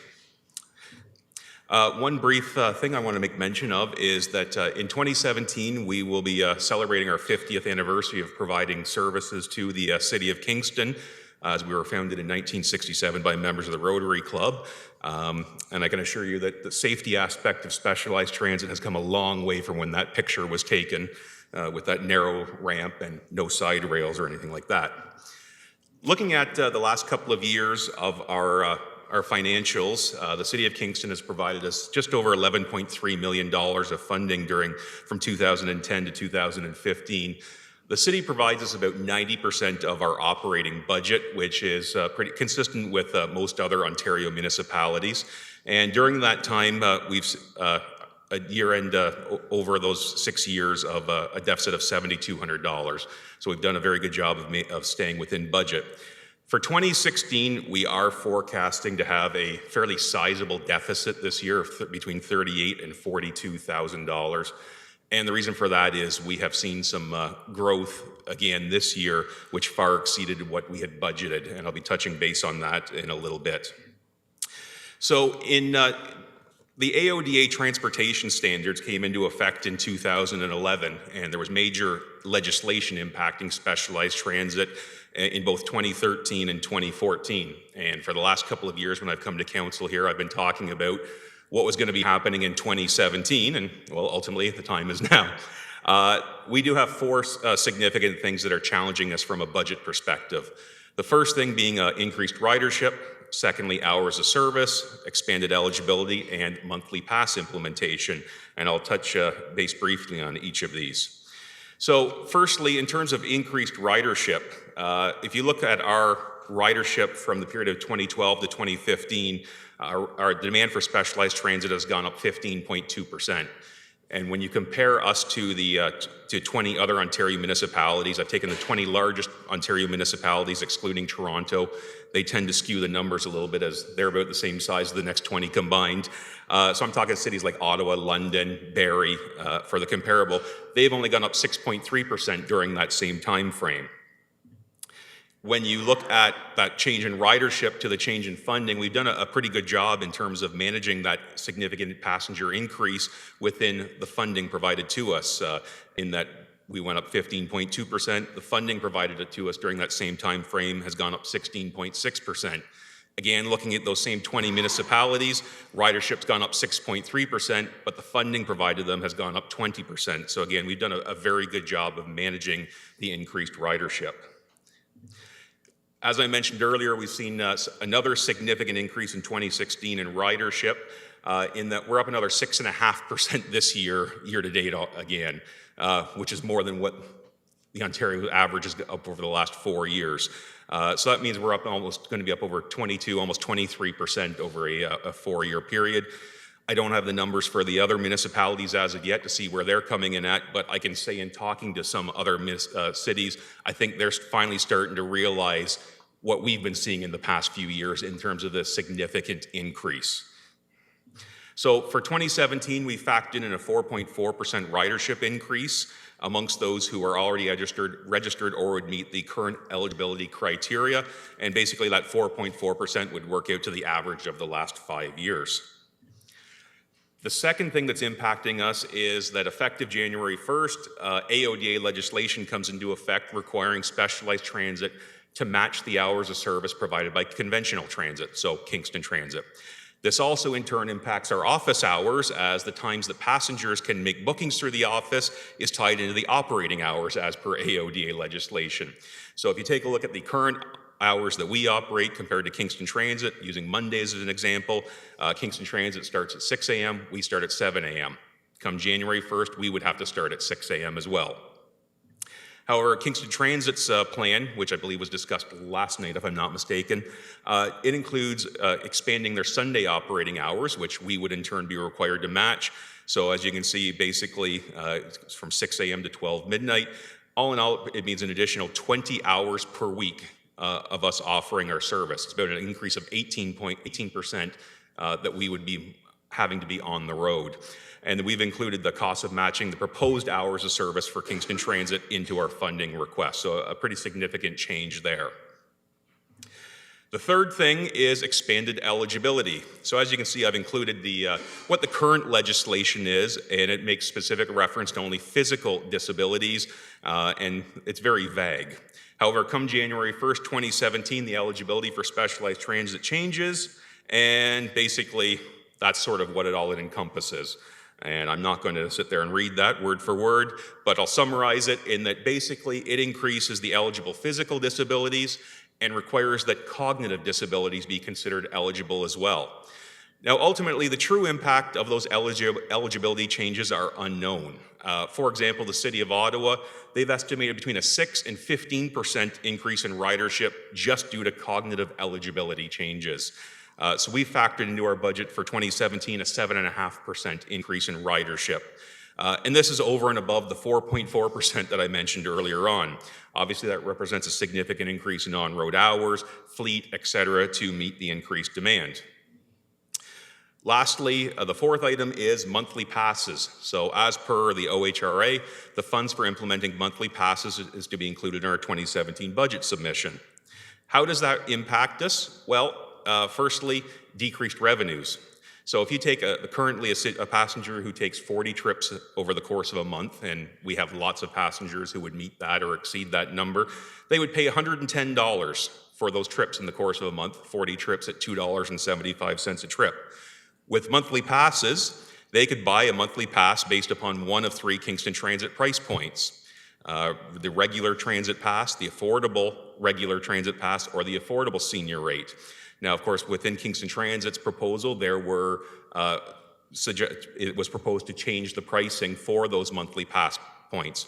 So ultimately, the same 1 month you're generating $110 worth of revenue from a passenger who takes 40 trips a month. To the next month, you could be generating as low as $28.75 for those same trips, about a 70% reduction. And while we don't keep any specific data on our passengers, I can safely say that I believe we have a very high percentage of passengers who would fall into that senior category, and certainly at the affordable would qualify for the affordable transit pass. So ultimately, the exact impact on revenue, it can't be determined. For example, how many passengers would fall into each category. We've estimated that 25% of the passengers who use our service each month will benefit and would purchase a monthly pass. However, those 25% of passengers will represent about 60% of the total trips taken. The other way it impacts you is in terms of the expenses, in that there's going to be an increased demand for the service. You know that when there's a monthly pass, the number of trips taken or requested isn't going to go down. You don't have that, for lack of a better term, the deterrent of the additional fare for any extra trips the passenger takes. So again, if we use that same 25% of passengers purchasing a monthly pass, if those 25% take only 1 extra trip per week, that alone would represent about a 7% increase in trips in 2017. Obviously, that means more service hours, vehicles, et cetera. So when you put it all together, it works out to a 21.2% increase in ridership in 2017, or approximately 15,000 more trips. About 80% of that increase would be due to AODA or OHRA legislation. The CAPS program, which is the other line of business that we operate, which is non-emergency stretcher and wheelchair transportation between sending facilities, we've seen some pretty significant decreases in use of the service over the past couple of years. For example, in 2014, the local hospital started administrating the program on their own. And then in the last year, we've seen another significant decrease as there's been some significant changes to the dialysis in terms of people who were using the service for dialysis purposes. So the program is going down in use as well. So unfortunately, this chart isn't going to work the way I'd anticipated. when you look at our passenger revenue, there's only a 3% increase despite a 21% increase in ridership. Obviously, that's due to the monthly pass implementation. CAPS revenues going down rather significantly. Conversely, that's offset by a large decrease in the expenses that go with it. Drivers and wages and benefits, well, with all the extra hours that we're going to be required to be on the road, things like so drivers' hours, wages, those sorts of things, a significant increase for that. As I mentioned earlier, a lot of the things that go with the hours of service are also tied into the office hours, so thus we have a significant increase in the dispatch wages and benefits. And then lastly, transportation expenses, with fuel, insurance, we're budgeting to increase our fleet by 14% next year to meet the extra demand. And as well, that also impacts your maintenance. So when you put it all together, that's how you sort of end up with a $470,000 increase in funding for 2017. Obviously, we know that's a very significant increase. From a capital perspective, we're looking for funding for one incremental specialized transit vehicle, as well as funds for computer and dispatch software, as well as some facility upgrades for a total of $142,500. Now, looking at the future in terms of AODA implications, I can say there is no AODA legislation at this time that will have a major impact on Kingston Access Services operationally or financially. This is, as it stands right now, the brunt of it. Looking at future years' forecasts, our 2018 to 2020 budgets include ridership increases of between 4 and 5.5%, as well as our 2018 budget includes funding for monthly passes for the full year. Our 2017 plan doesn't include funds for it being implemented as of January 1st. So I thank you for your consideration of our 2017 operating and capital funding requests, and I'll take any questions or comments. Thank you. Deputy Mayor Bowman. Thank you, Your Worship, and through you. So, Mr. Frey, just for clarification, the AODA regulations came out, we're obligated to follow them, but there was no provincial funding provided for that. Is that correct? The province is not providing any funding for this, to my knowledge. They do provide provincial gas tax funding, but I don't believe that that has been increased in any way significantly enough to offset some of this legislation. Okay, and then another quick question would be, so anytime we expand our transit services overall just for general service, we're also obligated under the AODA Act to actually expand this service, the Kingston Access Services as well. Is that correct? Correct. A lot of the things we do now are going to be directly tied into what Kingston Transit does. So for example, in the future, if Kingston Transit is going to become a 24/7 operation, we would be required to do so as well. Okay, thank you. So just to follow up on that, that would just be if we expanded the hours. So if we expand service within the existing hours, would that still affect? No. Access service? Okay, just wanted to clarify. Councillor Holland. Thank you, Your Worship, and through you, thank you for the presentation. At one point, I'm not sure where the slide fits in, but the presentation shows that the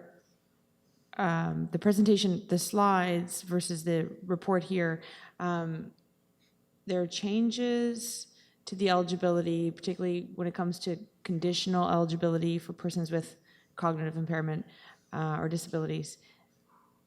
But then there is a section in here that says, I guess it's page 115, that Kingston Access Services, along with other municipalities, are requesting establishing a baseline eligibility criteria. So the question is, I guess, there are changes, or the eligibility has expanded, and however, it's still not standardized, I guess. Am I interpreting that correctly? That's correct. You could have different levels of eligibility within different municipalities. One city might say, we consider this sort of be the baseline. Another city might say it's this. So earlier this year, there was Kingston, along with, I believe it was 31 other municipalities, asked the provincial government to establish baseline eligibility for the entire province, so that everybody was sort of running with the same running rules. And basically, the province has refused to do so. And essentially, it was more on the cognitive side of things, in that, for example, if you take a person that has a developmental delay, well, what really is that baseline number that makes that person unable to use conventional transit? You know, just to give you an example. Great, thanks. I guess if you could just, I mean, maybe it's hard to speculate, but what would the impact be? Or like, what, so is there a number? Is there a cost, do you think? Like, while we're expanding service and required to do so, benchmarking or having standardized eligibility is where, how would that impact the budget essentially? If there was standardized, I guess, benchmarks for all across the province, it probably wouldn't impact us greatly at this time. What it does hopefully prevent is a situation whereby one municipality says, we've set the bar here, and another city says, we've set it here.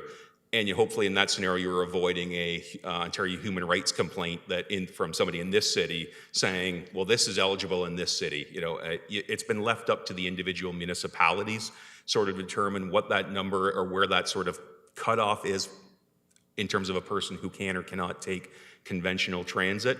So that would really be the only intent of it, to hopefully avoid those sorts of OHRA situations. Councillor Schell. Thank you, Mayor Patterson. One of the items in budgets for access service is often unmet demand. And could you explain how that works, and if there's a huge increase, much bigger than you expect, could we be in a situation where the budget actually isn't big enough to service everyone who is eligible? Right. So we maintain what we call an unmet trip list, in that if somebody calls up and asks for a bus at, let's say, 12 o'clock to take them from point A to point B, and we don't have any availability, we maintain a list so that we can try and track how many trips ultimately and when those trips are for when we are unable to meet the requests. And every specialized transit system has those sorts of an unmet trip list, and we try and maintain it between 2 and 3% of all the trip requests that we receive that we are unable to accommodate. This budget that I'm presenting hopefully will allow us to maintain that 2 to 3%. One of the things that's very difficult, though, is, as I've said, the cognitive eligibility. Nobody really knows what the exact impact is going to be. If it turns out to be more along the 15% increase, we would have a significant increase in unmet trips. If the monthly passes causes the trips to increase a lot more than what we'd expected, then there would be no way we would be able to maintain that 2 to 3% level. And just to follow up, the way Kingston Access works, many of the people who use it work full-time, and that's why these transit passes will be excellent. But you can't create a list, can you, that everyone who works full-time gets a bus? I mean, that's what I mean. If things explode in terms of numbers of people requesting, you can't create separate lists for these people must get back and forth every day. Legally. No, we're not allowed by law to prioritize trips. We hear that all the time, somebody saying, well, I need to go to the doctor on this day, can't you cancel somebody's going to the hairdresser? We're not allowed to do that by law. Thank you. I'm sort of getting us ready, just in case, because it is an unknown, but it's every city, it's in the same position, right? Absolutely. I could say that a few years ago, Hamilton did a report on the impact of cognitive eligibility, and at that time they were forecasting a 30% increase. Nobody knows ultimately what the true impact is going to be. Okay, thank you. Councillor Neal. Thank you. I, as you know, was a longtime member of the board, so I'm quite familiar with the finances, and I know AODA has been hanging over us for some time now, and we've been aware that this huge shoe was going to drop, and it has. I have a couple of questions about CAPS. I remember CAPS in the salad days was a very hefty number, and it was money that actually generated revenue. It by design was never meant to be a subsidized service by the city, although it benefits the city in many ways. But I see a drastic drop in the CAPS revenues. At some point in time, will the decision be made that CAPS is no longer even revenue neutral, that it's providing a service to the hospital community primarily, but elsewhere, that doesn't benefit the taxpayers directly.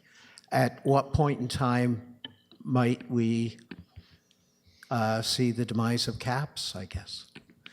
I think that that's a discussion that we're at that point now where perhaps it needs to be had. In terms of who uses the CAPS programs now, it is basically retirement homes. It's the Rideau Crest, the Extendicares, the Arbor Heights of the world.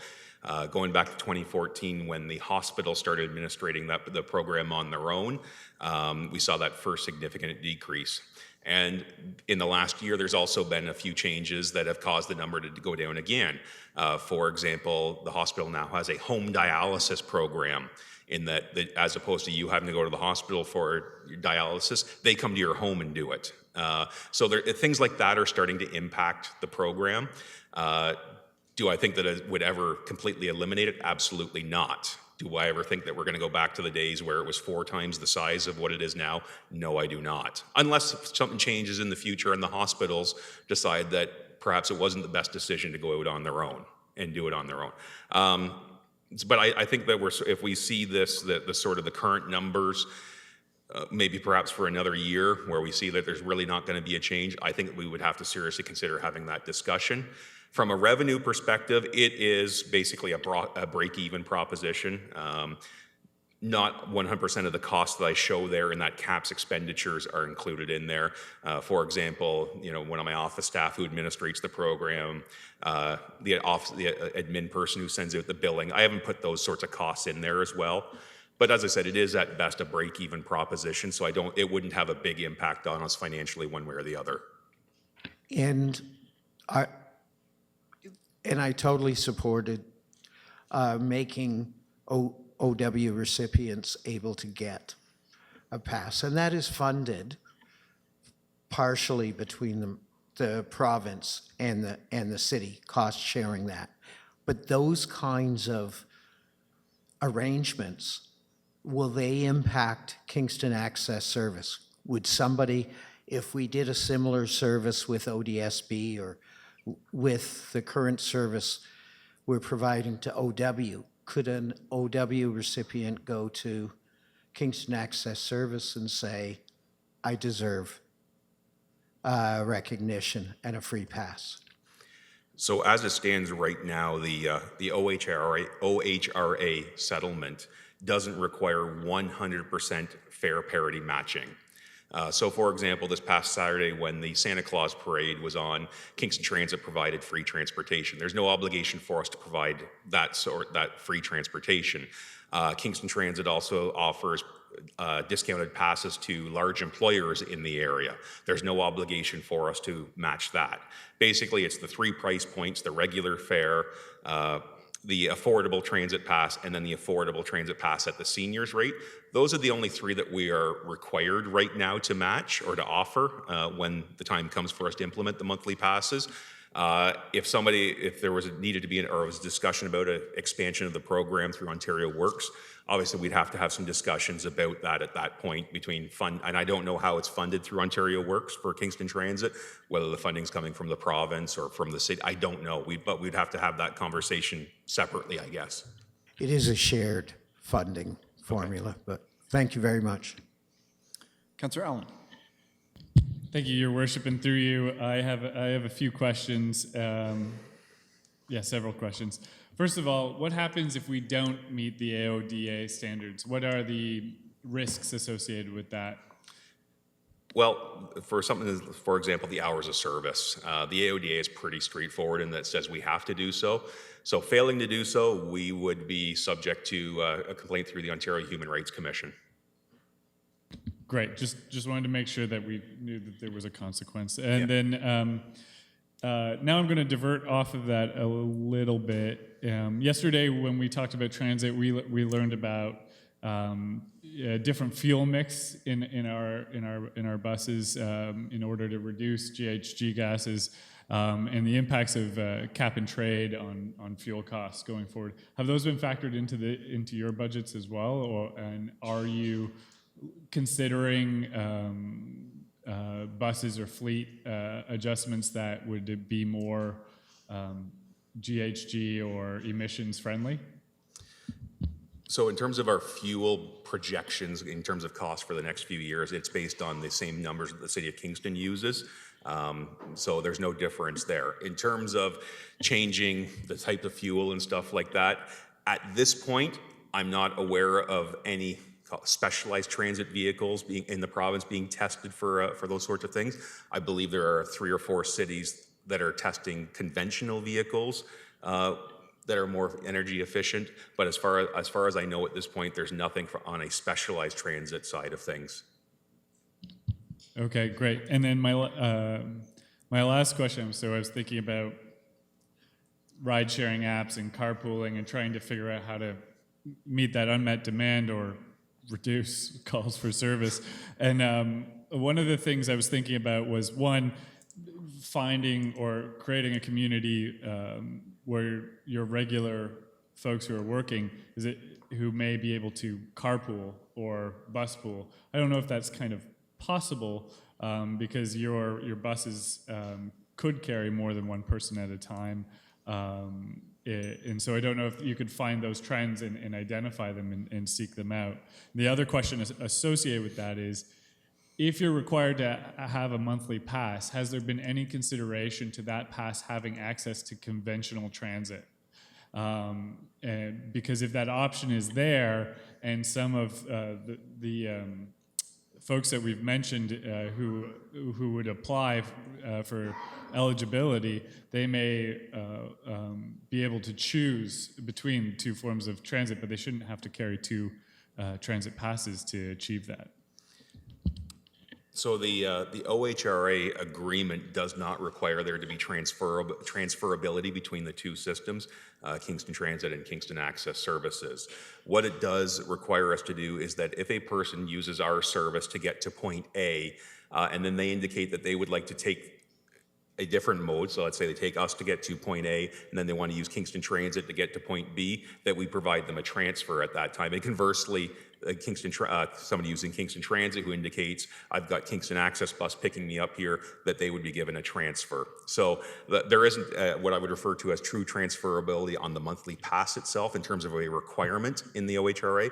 There are some things built in there to provide at least some transferability between the 2 programs, for lack of a better term. In terms of if there was one pass, what we would need to figure out, I guess, at that point is some of the other costs that would be associated with it. For example, every Kingston Transit bus has, you swipe your card, and ultimately, it verifies that you've got a monthly pass. I haven't factored in us doing those sorts of things on our buses, and my understanding is the cost of each of those card readers is about $15,000 for each vehicle. So it does add some pretty substantial costs onto it. But if it led to more people then choosing to use conventional transit as opposed to our service, which is obviously the more costly one, I believe there's some benefit in having that discussion at some point in the future. Thank you. Are there any other questions? Seeing none, thank you very much. Okay, so moving on, our next presentation, we'll invite Patricia Enright, Chief Librarian and CEO, and Christina Ridgely, Budget HR Analyst, to present the budget for the Kingston Frontenac Public Library.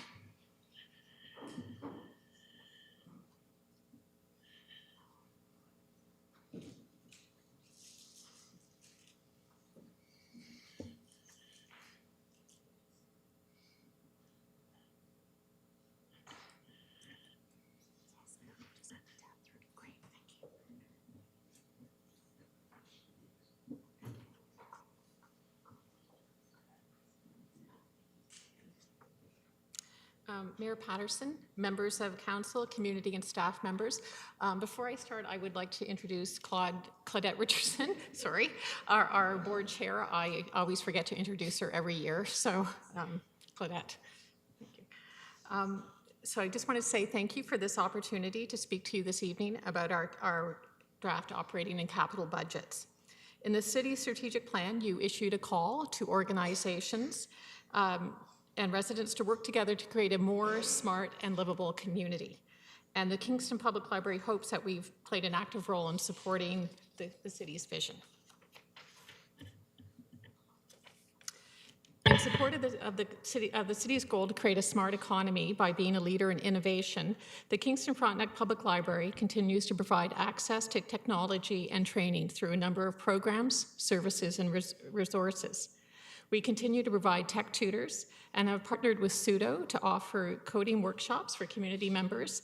And our Coder Dojo program partners post-secondary students with younger students, providing access to training and mentorship opportunities.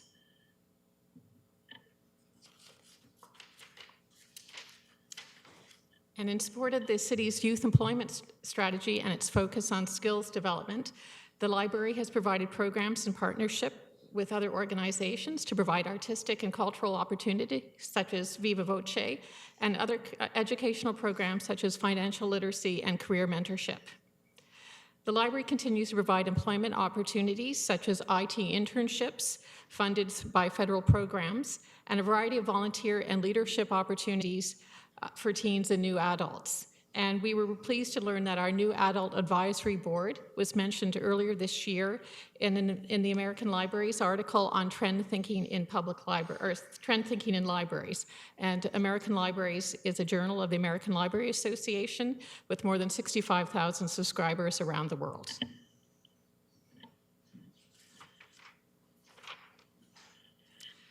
As noted in the city's strategic plan, culture and creativity are important sources of wealth creation and may be leveraged to develop community vitality. Kingston Frontenac Public Library works with the city's cultural services to cross-promote programs and services and to offer programs such as the Poet Laureate. Earlier this year, King Con, a partnership with downtown Kingston businesses and other community groups, won the Angus Mode Award of Excellence in Library Service from the Ministry of Tourism, Culture and Sport. And King Con 2016 welcomed just under 2,000 people to the Central Branch on the Saturday and Sunday it ran.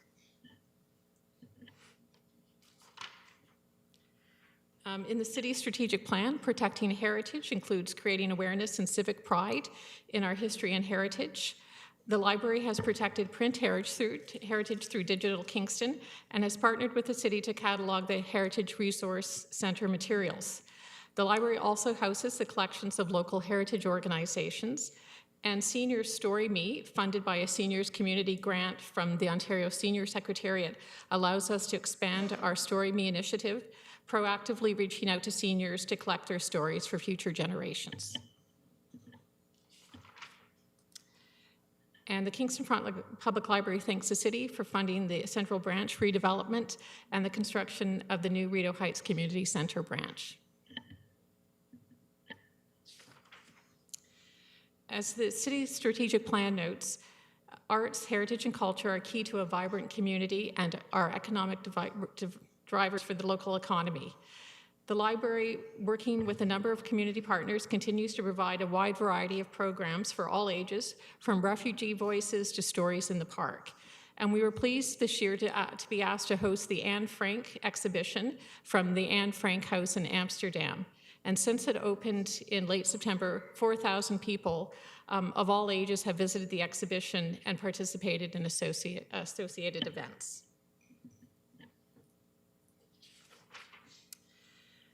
The Kingston Frontenac Public Library continues to provide ongoing technology training for our staff and will be developing customer service training with assistance from the Ontario Library Service, which is a provincial agency. And the Library Board has been working with community members to develop a community engagement model.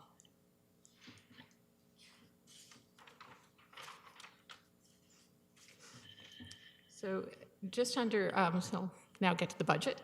Under the 1998 agreement between the City and County of Frontenac, the City is responsible for 80% of the cost of operating the library. And the City also provides funding to operate and maintain the 5 city branches. And under the Public Libraries Act, any estimates approved by the Council representing more than 1/2 of the population of the area for which the Library Board was established are binding on all municipalities.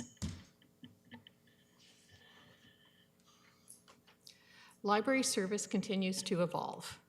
We have seen the use of library space change into places for work, study, and collaboration. And at the same time, use of the library virtual branch, that is, demand for our online services, continues to increase with streaming services such as Hoopla.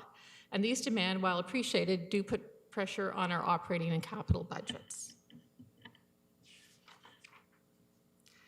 At the same time that the demand for resources and programs increases, there have been some changes in our revenue streams. The province of Ontario, through the Ministry of Tourism, Culture and Sport, funded several initiatives, including online databases such as Ancestry, the genealogy database, for a number of years.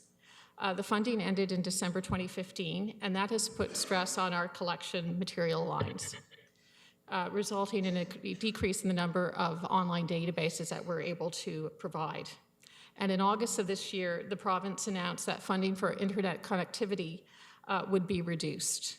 KFPL is also faced with decreasing self-generated revenues at the same time that the declining value of the Canadian dollar has impacted our buying power.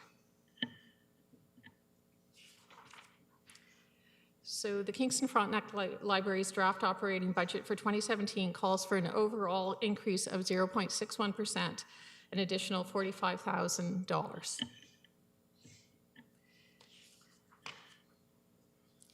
So we are requesting from the city an additional $65,000, or an increase of 1.06 over 2016 figures. Self-generated revenue is reduced by about $40,000 due to the temporary closure of the central branch, and that's mostly due to facility rentals and reductions in the connectivity funding that I mentioned earlier.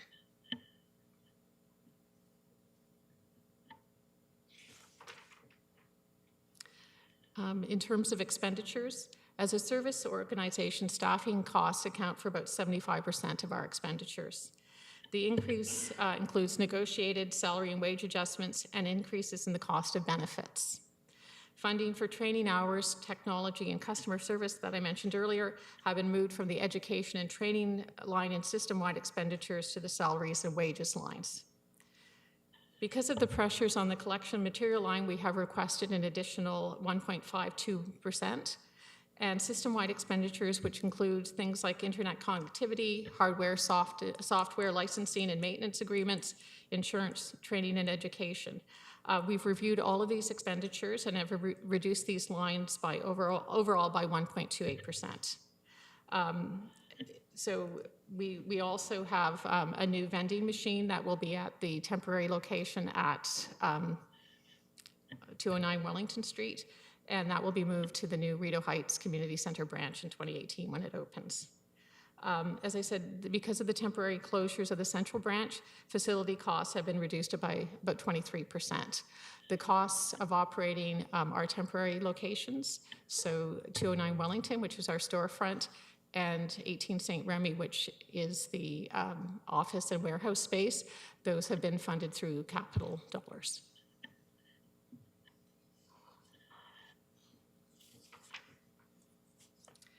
So in terms of the draft capital budget, several of our branches require revitalization and renewal as their furnishings, fixtures, and equipment are coming to the end of their life. In 2018, the Isabel Turner branch will be celebrating its 20th year in operation, and as the busiest branch in the system, its fixtures and furniture that date to the opening are starting to show their age. A number of years ago, keypads were installed at the entrances of our branches. These two are coming to the end of their life, and the recommendation is that we replace the keypads with a swipe card system. Also, one of our vans requires replacement, and these costs are all shared with the County of Frontenac. The Pittsburgh Calvin Park and Isabel Turner branches also require some facility repairs and replacement, including windows at the Pittsburgh branch, heating unit at the Isabel Turner branch, gray water pit repairs, roof repairs, and an upgrade to the building automation system at the Calvin Park branch. With the closure of the Kings Court branch in the spring of 2017, we would like to provide pop-up service in the Kings Court and Rideau Heights areas by bringing library services to our community partners. So services would include internet and Wi-Fi, a small collection of materials, and reserved item pickup. It is a model that public libraries are adopting, including Edmonton and Ottawa public libraries. So it's an opportunity for us to provide service in these areas and to promote the new Rideau Heights Community Centre branch. And this actually is a photo from a Library Express in Australia, and it's actually located at their train station.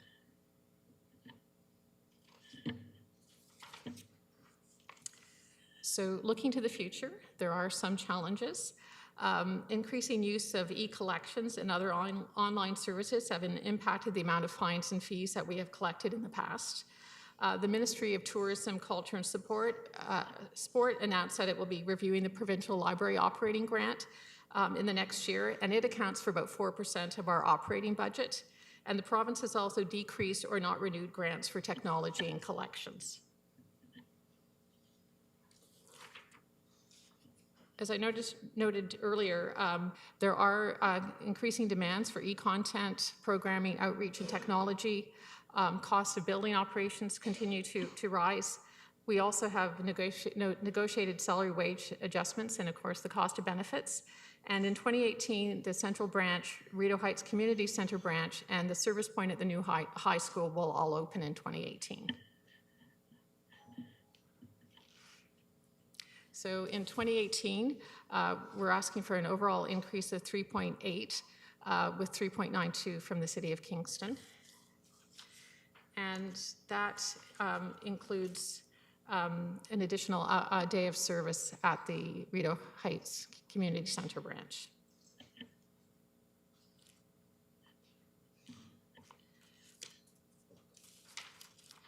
So the Kingston Frontenac Public Library will continue to review how and when services are offered, exploring different and alternative delivery modes, and the use of technology to expand services. At the same time, we continue to pursue non-tax revenue opportunities.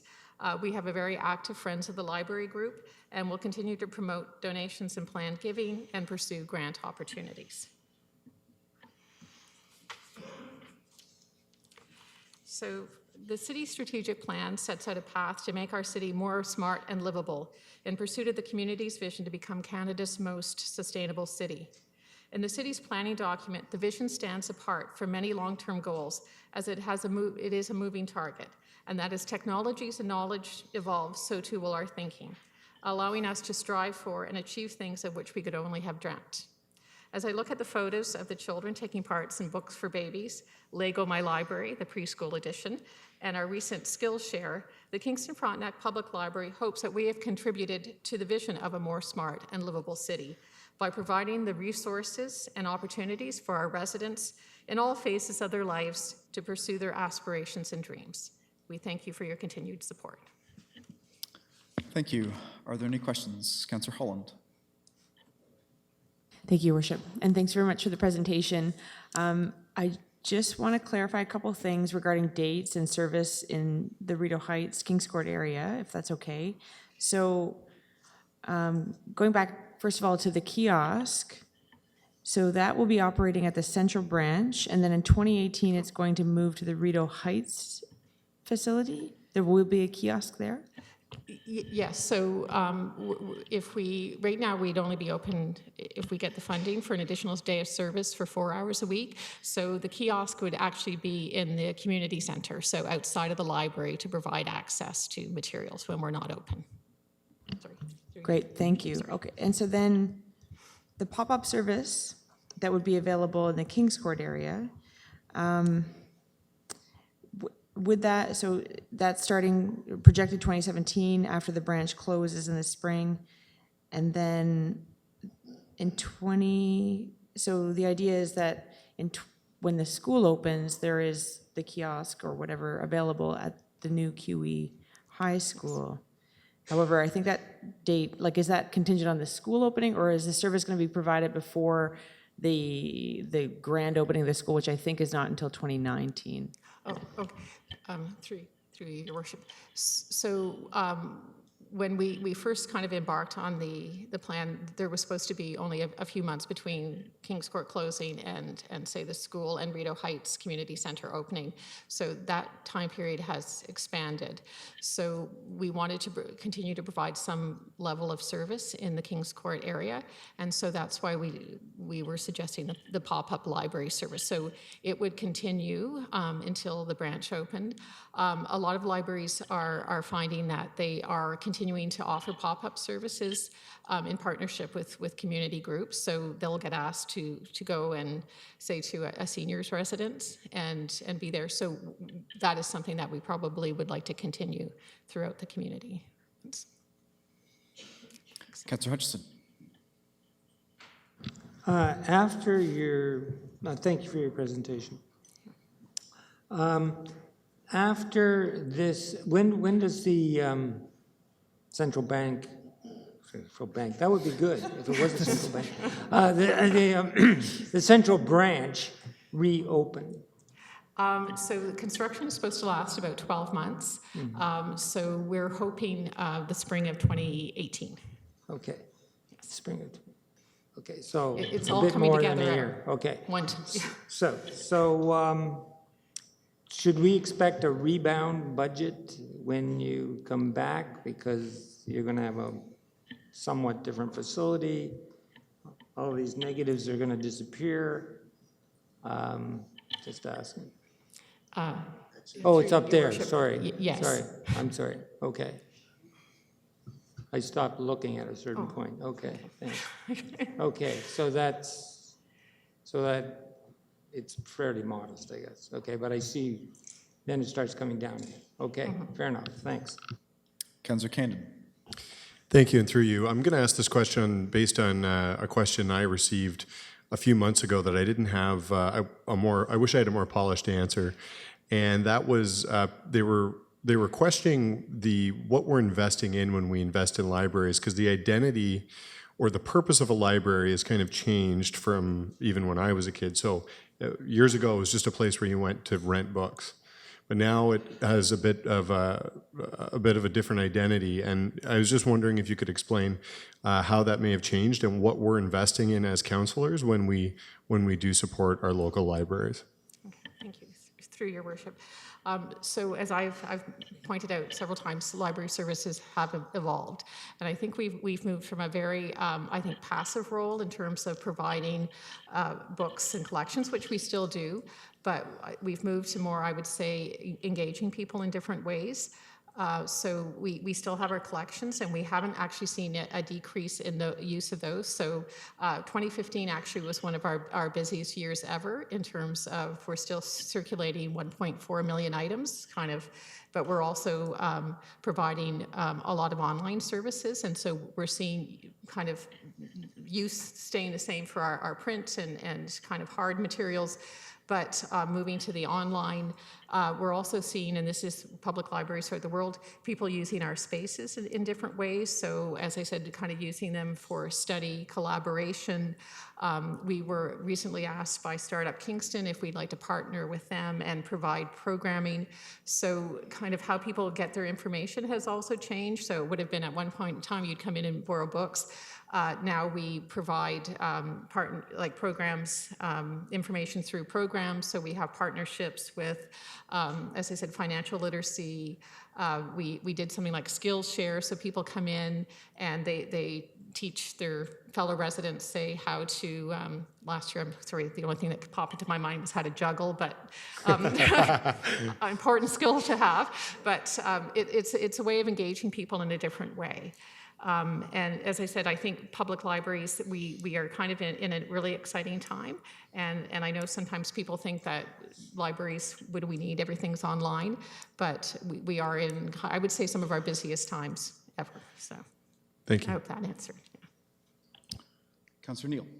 Yes, thank you very much. And indeed, I want to thank you for coming in at just over 1% this year. But I do want to give the cautionary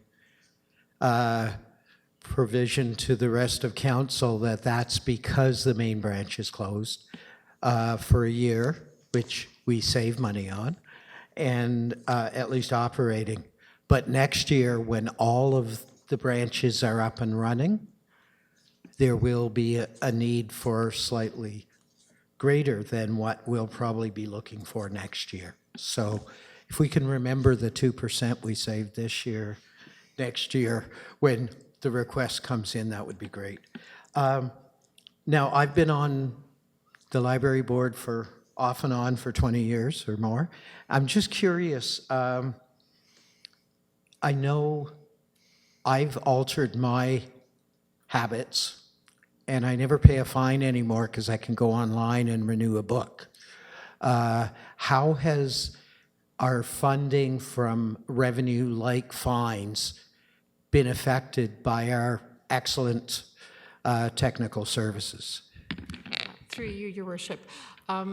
I hear this from other public libraries as well. So as use of online services increases, of course, people don't pay fines on borrowing an e-book or an e-audiobook. So it has impacted our fines and fees. As a librarian, it would be wonderful if nobody had paid fines and fees and brought their books back on time and brought their books back in good condition. But it has impacted public libraries. We've also moved to, because of technology, we send, before books are due, so a couple of days before your materials are due, we send you a little reminder to say that your books are due in the next couple of days, so that has given people that kind of extra notice.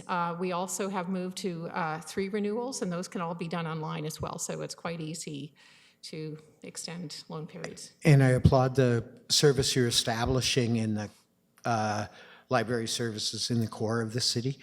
Our branches, will they be able to operate with any kind of extended hours with the closure, just during the time of the closure of the main branch?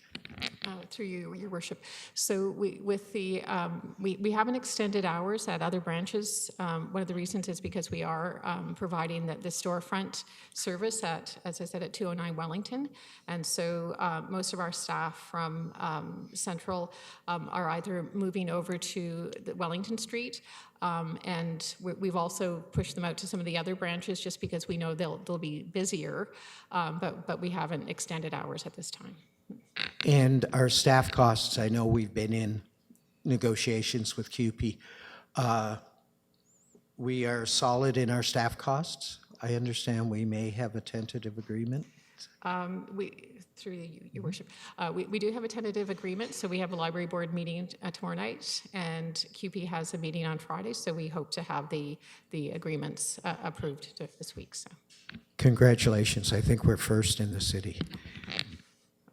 I had a good team. Yeah. Okay, seeing no other questions, thank you very much. Okay, our next presentation, we'll invite Chief LaRochelle, and is contingent up to present the Kingston Police Services Board budget.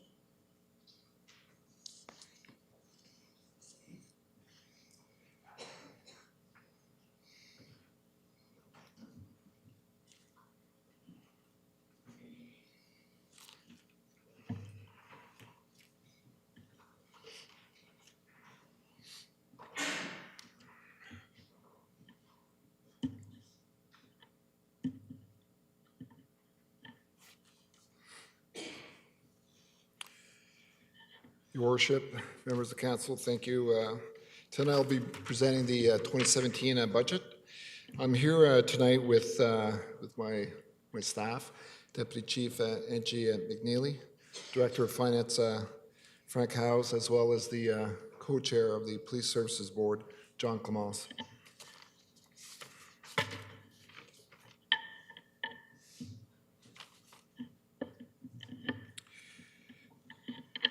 Like anything else, when you're setting up a budget, we have a business plan in place, and it's good for 3 years. So it terminates in 2017, so there's not much that we do when we plan the budget that doesn't identify or meet our targets. And these are the 4 areas that we look at, and that's community safety, community engagement, organizational excellence, and IT area. You'll notice that number 2 is an area that we really focused on this year, and that was our 175th anniversary as a police service, and we held a number of events to commemorate those.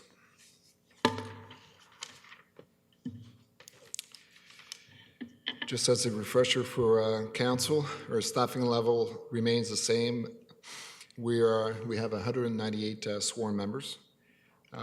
We have actually four, who are seconded to other duties other than those assigned directly to this service.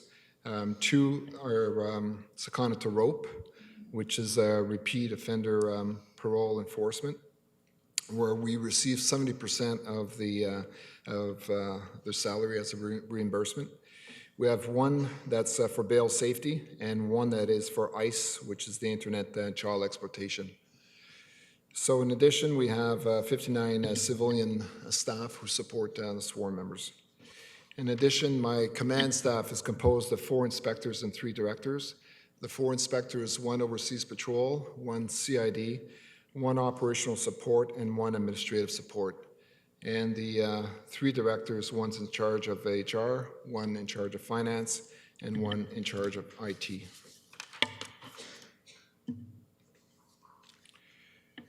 I'll just highlight an area for us as a police service, one of the staffing pressures.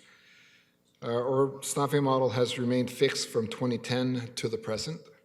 At the same time, from 2010 to 2015, the population of this city has increased 8%, while the number of households has increased 10%, from 50,000 to over 55,000. So in 2010, for example, each officer guarded 256 households, while in 2015, that coverage has increased to 280 households. But just to be clear, this year, I will not be asking for an increase in staffing. It was simply to make my board, as well as council, the issues with our staffing pressure. Now we'll go to the budget per se. So in 2017, we were asking for an increase of $881,661, or a 2.5% increase over 2016 budget. So the total net budget is set at $36,037,832. Operational expenses are increasing by $956,911. So this is an offset of the increased cost of recovery of $75,000 plus, delivering a net increase of $881,000 or 2.5%. So as previously mentioned, this is a status quo budget with no new staff, but there are certain risks associated to this budget, and I'll talk to those in a few slides from now. So for wages and benefits, increased by $872,046.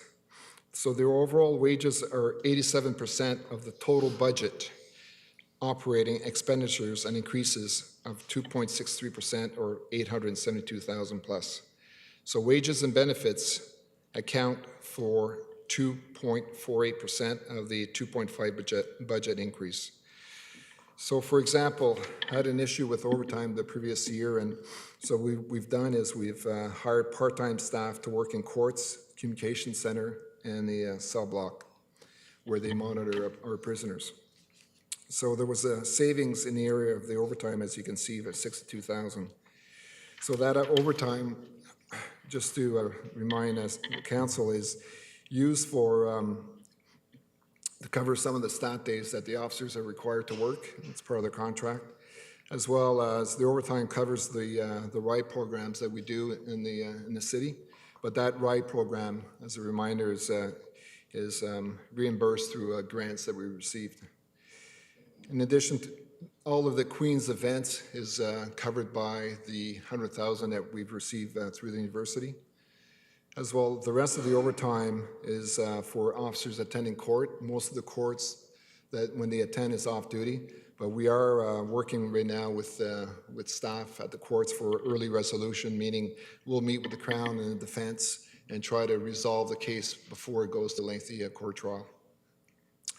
And the other overtime really covers some of the ongoing drug investigations, as well as what we call miscellaneous, such as missed lunches, some of the callbacks. When we need assistance on a case, we'll call some of the officers in, or civilian staff, as well as ongoing major crime investigations.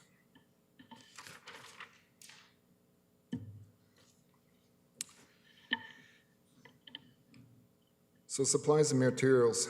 We There was a reduction of 13,727 or 0.5% regarding supplies and materials, and they account for 7% of the operating costs. We had budget for fuel at $1.27, but in conjunction or in discussion with the city, we reduced it to $1.15. And it's one of those things, fuel prices keeps going up and down. I noticed today was at 94 cents, but we have a number of vehicles that go on the road, and we, as per the city's direction, we've left it at $1.15. We've added an area here for education and training where when it comes to IT security awareness, we've included an area for 19,000 as well as additional training for our tactical officers.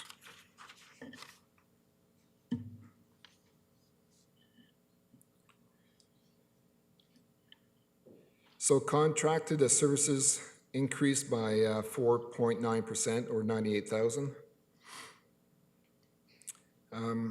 You'll notice in the software support, there's a lot of finances going towards IT. It's just the way of doing business with policing.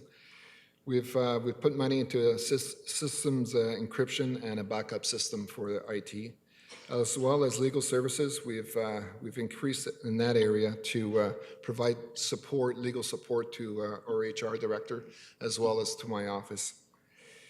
When it comes to contracted services, we've put a lot of emphasis in wellness programs for all our members.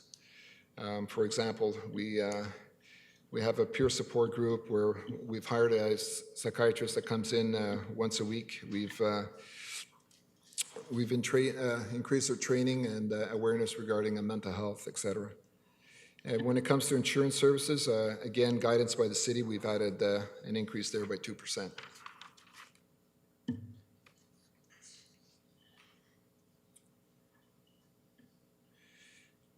So when it comes to our background checks, we're up by 52,000.5 due to an increased volume, and we've budgeted 17,750, and we make up about $30 per background check. So certainly it's an increase from last year. And when it comes to the government programs for PAVIS and CPP and 1,000 officers, those are the grants that we receive. We don't have signed contracts beyond March 2017, and I highlighted that risk last year during the budget presentation. But we've assumed the status quo regarding the amounts that we receive from the Ontario government. And we're constantly reviewing these grant programs, but many other agencies have not even budgeted regarding these grants, but we have. So we have an understanding that the court cost recovery has been set higher than the budget. However, there are other grants as budgeted at risk, and we've discussed again with the CAO and the city treasurer, and we'll be working with them over the 2017 year to stabilize these revenue lines, including the additional court security monies. So year-over differences. In December last year, we were advised that City Council passed a resolution requesting to show that the last 2 years' actual results, and we've done so. And as you can see, for 2015, we really were dead on regarding the budget with only a 15,000 surplus. And for this year, we're forecasting close to that amount as well, with 16,000 plus in surplus. So just as a reminder, each quarter we present to our board a financial expenditures as to where we are right now, as well as the actual spending to ensure that we remain full transparency regarding our presentation to the board. So these are the 4 areas, or certainly 3 that are main regarding budget risk. As discussed before, number 1 on our place is the status of the grants. We really don't know from year to year if they will continue, and there are big financial savings to this police service. As well as the current contract, the board and the association are under ongoing discussion, so that's not finalized. as well as the staff complement in the future. In addition to major incidents, as you all know, policing is not difficult to tell what is down the line from a major incident that really is difficult to plan for, or you cannot plan for, to a homicide or two, which can run you from 200 to 400,000 minimum in overtime.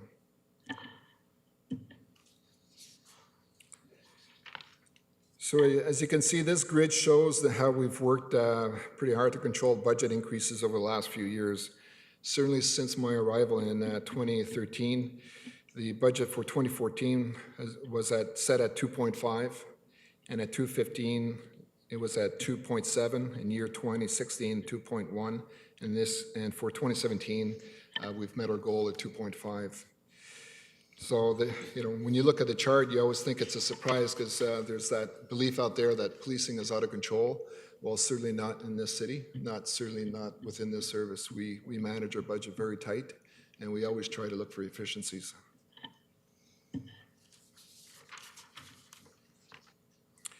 So we're asked for a forecast for 2018, 2019, 2020. And the forecast again for 2018 came in at 2.8, and 2019, am I reading this right here? The current complement with 2.7% in 2018, 2.8 in 2019, and 2.9 in 2020. And really, it's in the area of, we're hoping to continue getting our grants. We've put in a 2% inflation rate for supplies, materials, and contracted services. For utilities, we've added a 5% per year. Fuel, we've added an additional 10 cents per liter per year. We've included benefits at approximately 7%. For new, what's really new here is the information technology. We're looking at the cloud, and a cloud system in which my IT guy keeps telling me this is what we got to be looking at in the very near future, where we're going to have to store our IT for the next 3 years is what he's budgeted for. And as well, as I mentioned, the ongoing contractual discussions with the board and association.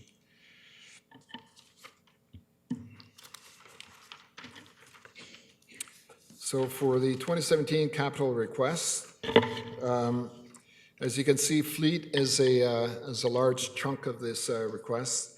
It's just the way we do business. I have a lot of vehicles on the road. So the fleet per se identifies 15 cars that need to be replaced. 8 of those are for patrol, and they're at a cost of $340,000, if you can believe it. That's because mainly it's the IT technology that goes into each of the police cars. So the balance of the other cars that we're purchasing is 2 for CID, the investigators, and 1 for CORE, which is community contact, 2 for special services, which is my drug guys, 1 van for volunteers, and again, I can't speak enough about our volunteers that do the work for us, and 1 ERU, that's our tactical officers, a van we're looking to purchase. And in addition, the rest of if you can look at the list, is mainly IT-based. We've put in $50,000 for the building per se, some of the flooring. The building is close to 10 years and needs some change here. As well as we're looking at purchasing newer tasers for our tactical officers. As well as some of the server replacements are getting old, and some of the network switches. So this brings me to conclude the budget presentation. I'll take 30 seconds to highlight that December 20th is our final celebration date. It's down the hall here in the Memorial Hall, and we're going to have hopefully an event that the city will not forget. I won't disclose what we're doing or what we'll be showing, but it's going to be, I think, on a formal base, but it'll be something that we hope City Council will attend as well as the community. Thank you very much. Thank you. Are there any questions? Councillor Holland. Thank you, Your Worship, and thank you for the presentation. I was just wondering if you could maybe breakdown just a little bit, probably in the operating costs, anything to do with community policing. And by that I mean not necessarily going to court, but let's say playing basketball in the park in plain clothes. Is that, what amount of the component or the complement, the police services, do we have dedicated towards those activities? That would be frontline policing. 70% of that budget goes to frontline policing, but you're asking me something very specific to that unit, to core. I don't think I have that. Andrew, would you have that?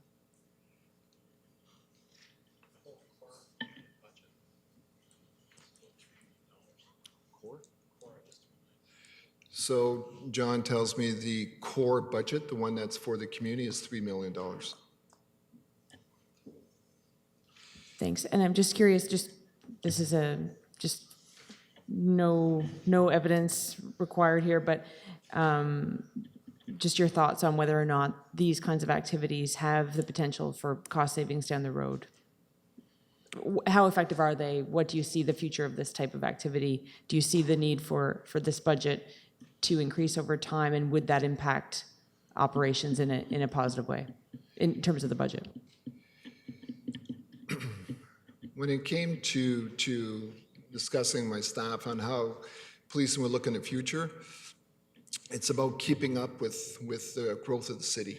And even though we haven't done an in-depth study, in which we will undertake next year and present it to the board, if you look at how the city has grown, its police service has not. And it becomes difficult for officers to to maintain a level of going from call to call. There's no proactive policing being done in the meantime. You're asking about playing basketball with youth. It becomes a challenge. As well as, for me, traffic enforcement is a big deal. It's a big issue in this community, and that has taken an impact as well. I hope I answered your question. Okay. Councillor Turner.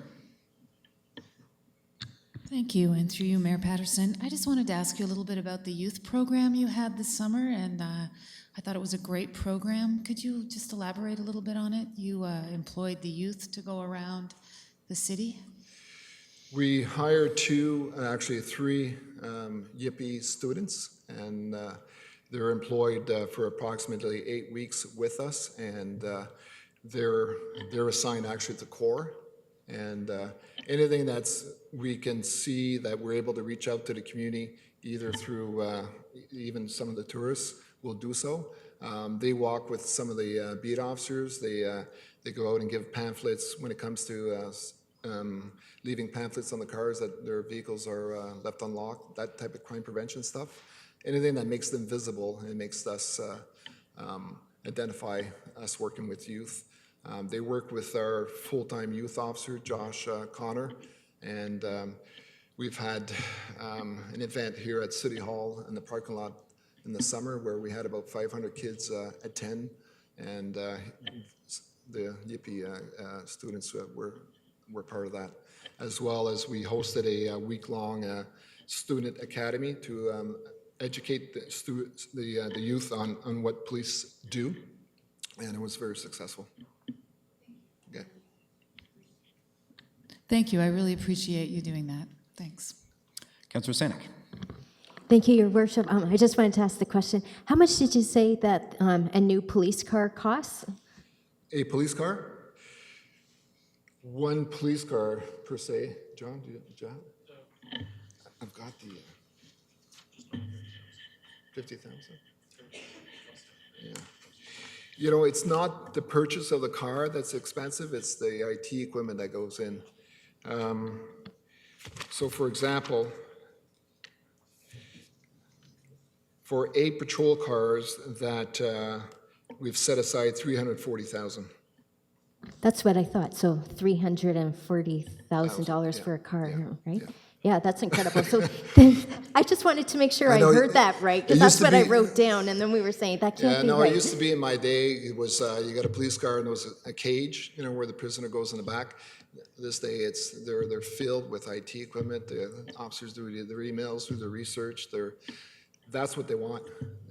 Well, thank you for all the snippets of information you gave us, and thank you very much, Chief, for bringing this to the budget that we needed, because for some of us that have been on council, 10 years ago, 8 years ago, 9 years ago, the increases every year were much higher than, 2.5%.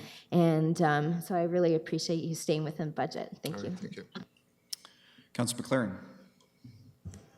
Thank you. I just noticed something on the previous slide. It said something like encrypt 1 gigabyte tunnel. Could you explain what that was? And 30,000? Should have brought my IT director. John, Judo? There's a ton, we have a backup center, communication center at the fire department, and that's a data encrypted tunnel between the fire department and our communication center. If our police station goes down, we go to the police department. So it's part of that encryption, and I'm not an IT guy. It's like the cloud. I'm still looking for the cloud. But yeah. Thank you. Deputy Mayor Bohm. Thank you, Your Worship, and through you, thanks again for the presentation there, Chief. Just one slide where it actually showed the amount of officers per 100,000 residents. And one thing I noticed on that slide was we were kind of at the very bottom of that. So just from my own knowledge, what would it take to get us kind of to climb back up there and sort of be somewhere in the middle of the pack rather than kind of at the very, very bottom, it seems, for amount of officers per 100,000? Yeah, I'm not sure where it is. It was more, it was more towards the front, I believe. John, go ahead. We're looking into our study, what our requirements will be. We did look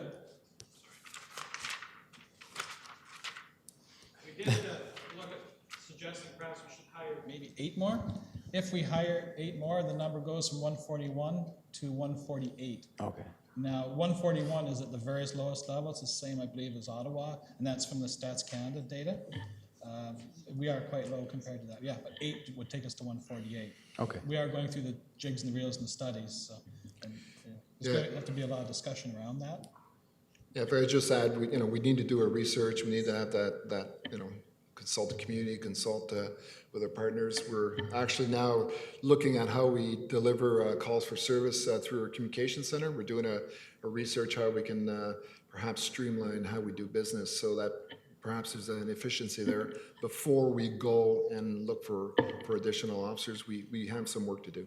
And so obviously with those officers, some of them would be spread to traffic and kind of other things. So it'd be traffic wherever patrol, the need is. Wherever they're needed, wherever we decide as on the team, they should be.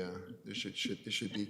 I mean, the slide I just can't locate it indicates that Kingston is the lowest tied with Ottawa actually when it comes to staffing, when it comes to cop per pop in the province of Ontario. Yeah, that was what caught my eye there as we were right at the bottom. Thank you. Councillor Neal. Just quickly, I thank you for the information and the excellent report and the cautionary tale. I think, and this came up when we were talking about red light cameras and we found out how small a complement you're able to put on the street as far as designated traffic officers because of the demands. And I can only speak for myself, but I would look forward to a gradual, sensible phase-in for an increase in the complement of the police in order that we can provide that level of service that we need to, particularly in traffic. Okay, thank you. Are there any other questions? Councillor Hutchison. Could you give us a bit more detail on what compromises contracted services? Please, thank you. Contracted services.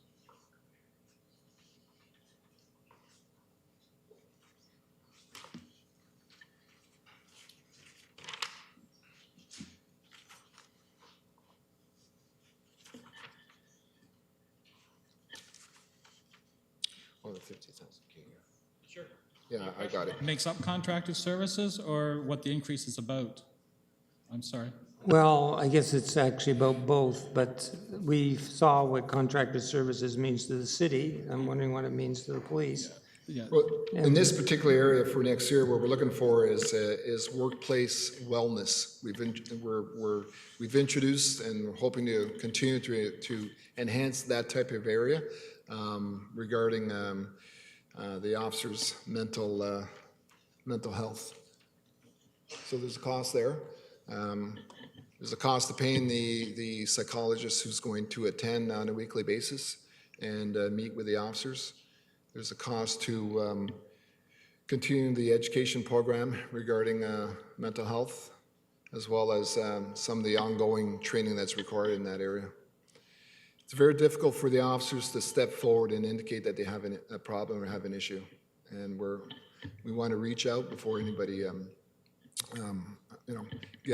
gets hurt. I can appreciate that. That's important, especially in the job. That I think it says here 2,113,000 and change. Yes, there's a lot of things in there. Yeah. Everything from snow removal, the people coming in maintaining our generator, Gal Power. There's the cleaning services, they come in. There's Is insurance? Insurance is separate, but there's a lot of IT. We have contractors that come in to maintain our IT systems as well. That's all in that contracted services. So everything from IT to building maintenance, range there's it's a long list of things. Thank you, that's fine. I just want a general idea. Okay, seeing no other questions, thank you very much. And we will move to our final external agency. It's the Downtown Kingston BIA. We'll invite Doug Ritchie, Managing Director, and Nick Waterfield to the podium.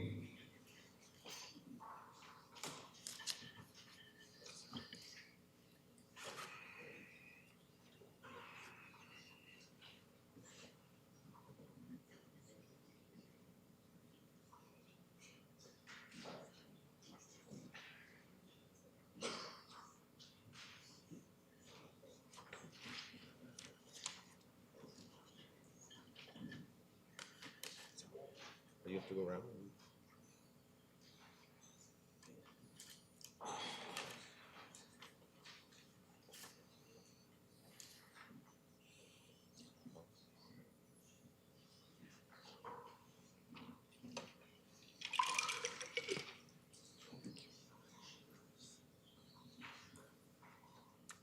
Thank you, Your Worship and members of council. Thank you for entertaining us here tonight. There's a little extra handout that Doug has just presented to the clerk that we hope you will take the time to read, as it is a little, perhaps an indicator of why we're doing so many good things here in Kingston, working in partnership with each other. We are here, as you know, we've done this before with you, and pleased to do it again to share with you what the Downtown Kingston Board of Management has recently passed at its latest board meeting for the levy estimation for 2017. And I believe you've been provided in your package with that before, and grand total being $1,224,778. Just simply to remind, it is money that we levy upon ourselves, those of us who are operational or touched by the defined boundaries of the downtown business district. So as such, it is a neutral from a tax point of view, because it's our members deciding that we'd like to raise this money from ourselves to basically promote and enhance all of the services and offerings within the downtown Kingston area. We passed this unanimously at our board meeting on the 9th of November, and then we had our AGM last Wednesday, which I think was the 16th, and this was presented to our membership in that forum, and was received with positive accolades, and everyone was very impressed with how the town has gone, how the city's going, how the downtown Kingston is conducting its business. That's really the gist of what I've come here to share with you. Very much happy to answer questions. Certainly like to comment that this year, from our point of view, from our members' point of view, even with a big dig going on, has been viewed relatively positively, if not stunningly positively, with certain singular events. We'd certainly like to mention that working in partnership with the city and specifically with Corcoran, because they won the contract, in the manner that the Big Dig 3 contract was handled was fantastic. We put a lot of extra money into promotional materials with that. The greeters, the method of approach for the contract was very beneficial to us, maintaining our businesses, our occupancy, and in seeing enhanced demand for that. So we want to thank the city for the partnership and for the way that they handled that contract, and certainly look forward to completing Princess Street to division. I hear we get a bit of a year off next year, but then we're back at it in 2018.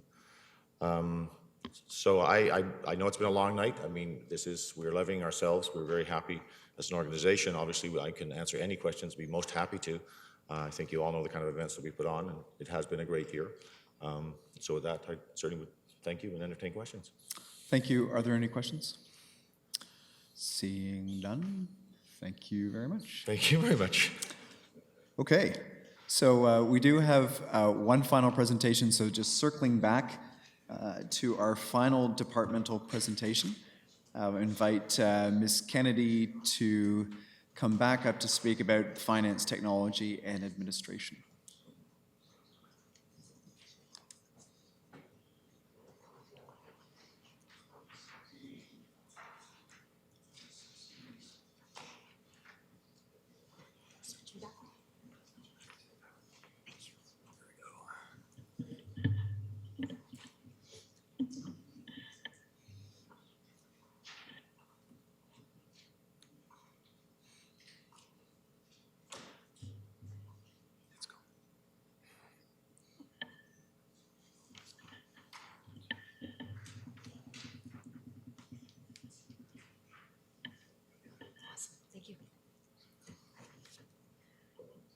So I'd like to thank Commissioner Leger for leaving me 2 minutes in the envelope to speak.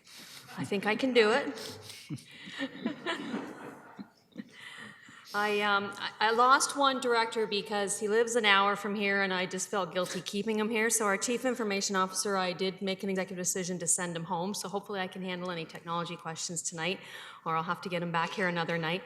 And our Director of Finance and Deputy Treasurer, Steve Dickey, is here with me. And maybe I'll just take 2 seconds. We've got a whole finance crew back there. We've got our 2 managers, Manager of Taxation and Revenue, Jeff Walker, and our Manager of Financial Planning, Lana Folds. And the rest of that group are all our financial analysts. They're pretty quiet and subdued back there this last couple of nights, but I can assure you that's not normally what they're like from 8 to 5. And they've been quite busy this last couple of months working and supporting the departments with respect to the budget. So thanks, guys. You've done an awesome job. Just quickly, the support services sometimes don't line up quite as well as our direct services, frontline services do with support to the council priorities. But there are a few that, in respect to these 2 groups, that do line up fairly closely. Certainly technology support related in things like creating a smart economy and open for business. And our IS&T group does a lot of support with particularly the DASH system and the phase 1 that we've gone through on that, as well as aligning some of our technology initiatives with the smart city objectives. We do work as well. We've been working with planning, and we'll be working with building and licensing as the DASH system moves its way into the components of that, and trying to link the planning processes and the building permit processes through to the tax assessment system. So that's one of the measures that we use in terms of trying to determine growth, assessment growth, and looking at the forecasts. So we're looking forward to some of that technology that's going to be able to help support that. Certainly the infrastructure plan and the dedicated 1% tax rate, and probably the one that we link most closely to is fostering open government, and this is certainly supporting with some of Commissioner Leger's groups in terms of transparency and citizen engagement. So we've got 3 areas here that I'm reporting on tonight. We have got mayor, council, and CAO under administration that we've put in here. And you can see that we're showing about a 14% reduction in this budget for 2017. That actually, $300,000 of that, or a $300,000 reduction, relates to the result of the senior management retirement that we had and the corporate reorganization that was done. And reallocation of work responsibilities through to the other commissioners. So that was about $300,000. If you pull that out, we'd have probably been around about a 1.3, 1.4% increase in that group. Probably most important, talking about mayor, council, and CAO, and I'll come back to the other two in a moment, is the council members' travel and convention costs are in there. So everybody has $2,400 to spend in the coming year with respect to travel and conventions and professional development and conferences and of the sort. Within this area, in terms of priorities, corporate governance and corporate strategic planning direction, which is ongoing, enhancing collaborative relationships with our institutions and our community partners in terms of advancing opportunities for our smart and livable community objectives, and obviously continuing to promote the intergovernmental relations with AMO, FCM, and other associations, and that includes the representatives that we're fortunate to have on council on those organizations, and optimizing opportunities to secure grant funding. So through the CAO's office, there's a lot of work done in terms of trying to secure funding and some of the work that's done in terms of the grant applications. Information systems and technology. So information systems and technology is going up about 4.1%, and we've got one particular challenge in this area in terms of cost pressures, and that's the software and data maintenance contracts. So that includes some of our enterprise resource management systems like the FMS and our HR systems. And we've got about a 12% increase on those costs. We spend about $1 million a year on those contracts. And from 16 to 17 is about 12% or about $120,000 increase there. There's a couple of factors that are contributing to that. First of all, growing inventory of software. So we are getting a lot more technology savvy and using a lot of different softwares now. So not only the inventory of software, but increasing the users, because as we add more software, we're also adding specific departmental users. So certainly that's driving some of the cost. The U.S. exchange, as I mentioned last night, certainly some of these contracts are from the U.S., and so we do get hit somewhat with the exchange rate differential on the renewals. And then we have about an annual, roughly 5% increase just to maintain and enhance the functionality. So some of it is just our inflationary cost increases, but more of that 5% relates to things like upgrades and patches. So it actually is enhancing the software that we've got, giving us better functionality and fixes and patches and that sort of thing. So there is a little bit of that built in as well. At the end of the day, while it sounds like a lot of money, there's certainly a lot of benefits in terms of the efficiencies that we get from the technology in the business areas and improving customer service and that type of thing. IS&T got a very busy year coming up in terms of some of their priorities. Certainly, we have 4 what we call very significant corporate system implementations underway, some that are well underway, some that are just in the planning stages. Certainly the financial management system, you've heard about that for a couple of years now. We are just about ready to go live. We actually did make a change in our plans about a couple of weeks ago, maybe 3 weeks ago now.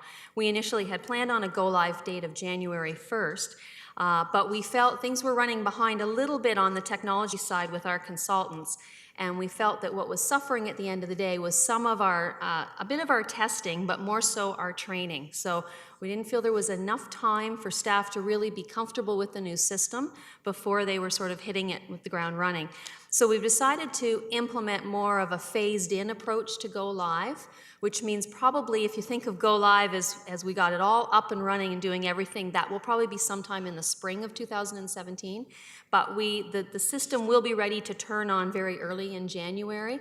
And what we'd like to do is start to use some of the live data in sort of a test world for users that they can start to get in and practice and play with it, maybe help convert some of the data into the systems as a training exercise, so that when we actually are ready to start going live with some of these modules, people are very comfortable with them and ready to hit the ground running. So that's the plan on FMS. We heard last night from Commissioner Hurdle on the DASH system and the next phase of that. We've also heard tonight from Commissioner Leger on the client relationship management system, and we're also starting to do some planning in conjunction with the clerk's department on electronic content management, which is a bit of a foundational piece that will support the CRM process. So we've got some fairly significant initiatives happening there, along with just the regular technology infrastructure lifecycle management.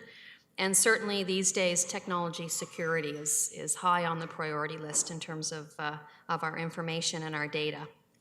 And we will continue to support the other support departments in advancing the fostering open government with things like the open data initiatives. We talked already tonight about some of the website engagement tools and expanding the web streaming opportunities.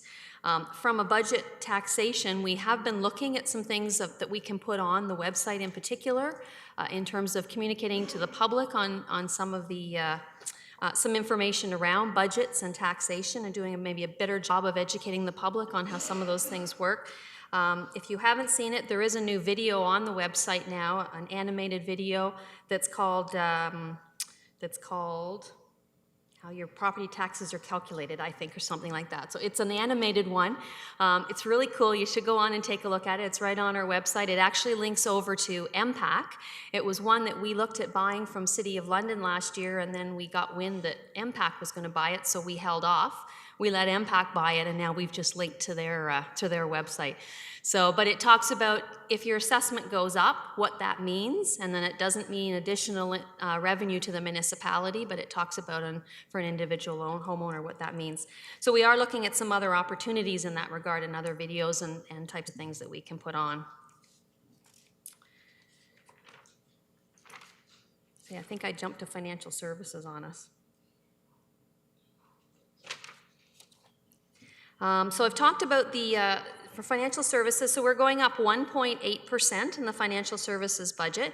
I've talked about the FMS system already and what's going to be happening, and we do have some money in the capital budget for the FMS system, which will get us into phase 2, which will be later on in 2017. So phase 1, which is still in our works in progress, will be ongoing throughout probably the majority of 2017, but we'd like to start getting into some of the planning of what's next.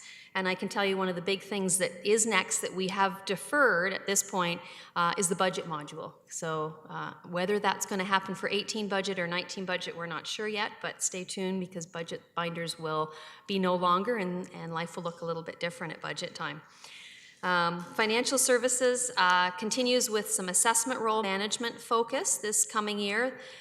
This is the start of the next 4-year assessment cycle, so our tax staff will be very busy in terms of analyzing some of that, looking at tax policy and bringing any recommendations forward that might be opportunity with the new numbers. We do have some additional resource in the 2017 for expanding some of our purchasing support. Purchasing is changing drastically for us as a corporation because it will now be part of the new system as opposed to manual. So a lot of change to processes, better controls, more consistency. And so we have put some purchasing support in the budget just to help in terms of improving and standardizing those processes, particularly with some of our bigger projects. And then finally, the continued focus on updating our communication of financial budget and tax concepts, which I've already mentioned. So in the capital budget, so IS&T has all the technology projects within their budget. There's not a budget under the financial services. We have a budget of about $3.6 million for 2017.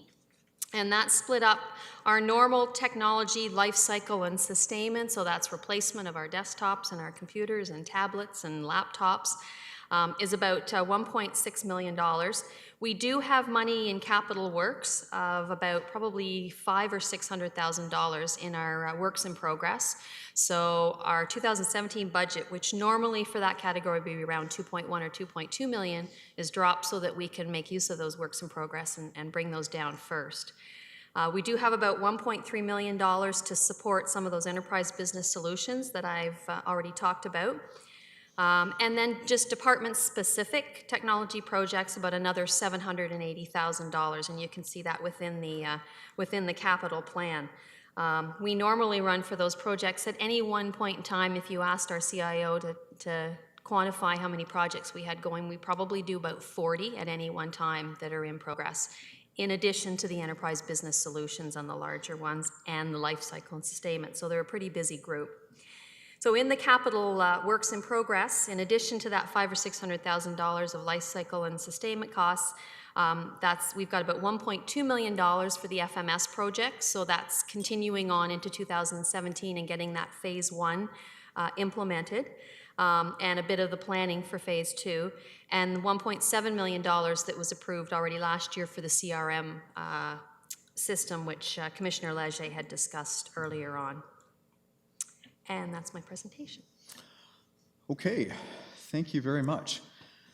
So we're now at the end of our presentations, and so next we'll have deliberations and approval of municipal operating capital budgets. So I'm inclined to look to council for one of two ways forward. If I get a signal that we're relatively happy with the budget, then we can approve it tonight.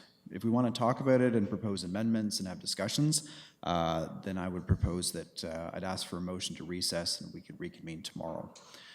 So, how do we decide which way to go forward here? I think what I'll ask first is for a motion to put the budget on the floor, and then we'll see what sort of discussion goes from there. So moved by Councillor George, seconded by Deputy Mayor Bohm. So we're going to put the operating and the capital budgets on the floor.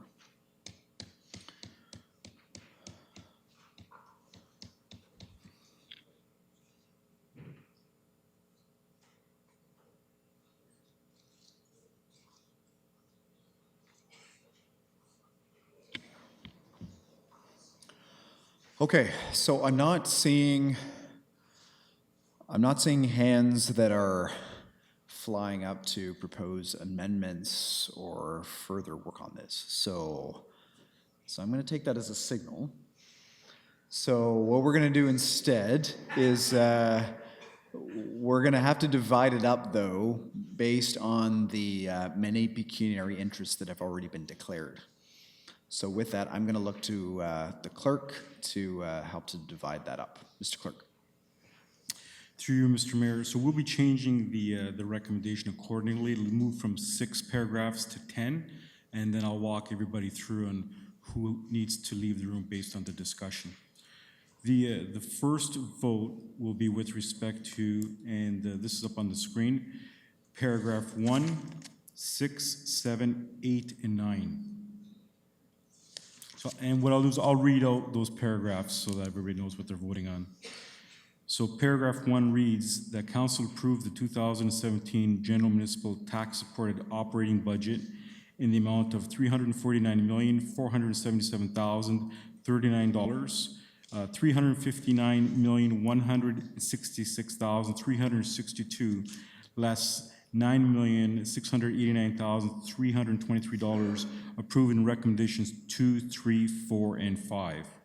And then paragraph 6 will read that any variance between the final assessment growth and growth estimates included in the 2017 general municipal operating budget be transferred to funded from the working fund reserve to offset unanticipated variances in assessment growth in future years as a stabilization measure. And paragraph 7 will read that council approved the 2017 municipal capital budget as follows. Proposed capital expenditures, $43,086,546. The financing, general municipal reserve funds, $34,311,517. Working fund reserve, $85,645. Government grants, $8,661,570. Contributions from others, $27,814. The total financing is $43,086,546. Paragraph 8 will read that council received the following provided as part of the budget documentation. A, 15-year capital expenditure forecast. B, capital works in progress listing as of September 3rd, 2016. C, municipal reserve funds schedules of continuity. And in paragraph 9, it will read that the city treasurer be authorized to report the approved budget estimates for 2017 in accordance with Public Sector Accounting Board reporting requirements as an attachment to the bylaw. So this vote will be, as I said, paragraphs 1, 6, 7, 8, and 9, and everybody's eligible to vote for this one.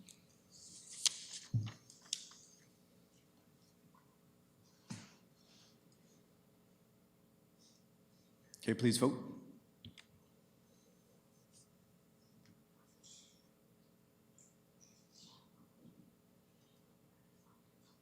And that carries.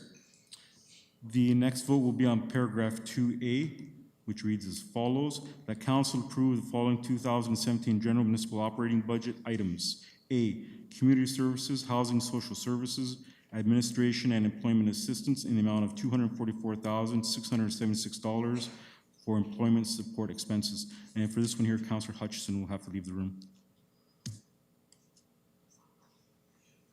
Did you sign out, Councillor Hutchison?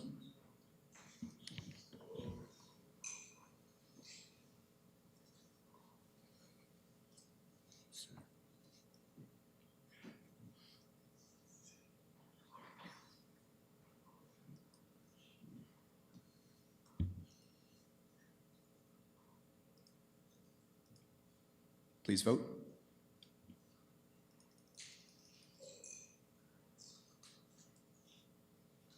And that carries. The next vote will be for 2B, which will read as follows, that council approve the following 2017 general municipal operating budget items. B, community services, housing and social services, rent supplement, and nonprofit housing providers in the amount of $6,080,996. And for this one here, both Councilors Hutchison and Camden are ineligible to vote.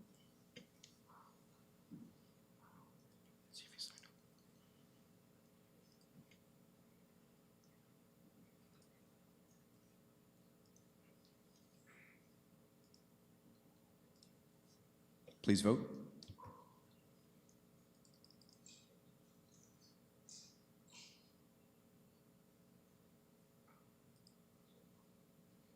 And that carries. The next vote will be on paragraph 3. Councillor Camden is ineligible to vote. Councillor Hutchison can return.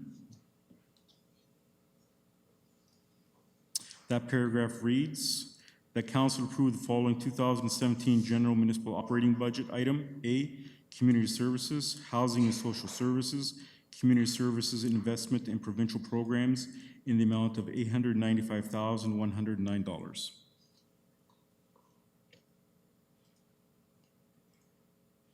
Please vote.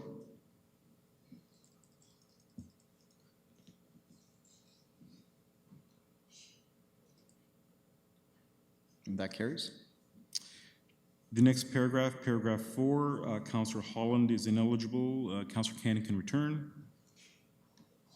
That paragraph reads that council approve under agencies and boards the Kingston Economic Development 2017 budget in the amount of $1,418,542.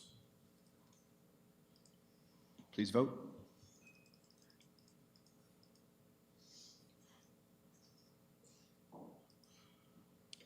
That carries.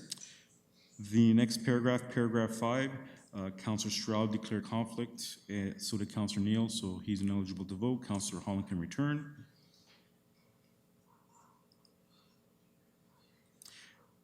The paragraph reads that council approve the Hospital Foundation 2017 budget transfer in the amount of $1,050,000.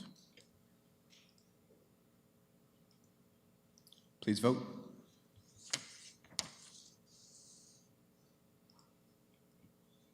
That carries. The last vote on the budget will be paragraph 10. Councillors Hutchison, Camden, Holland, Stroud, Bohm, and Neal are ineligible to vote. Do we have a quorum on that vote? We do. Thank you.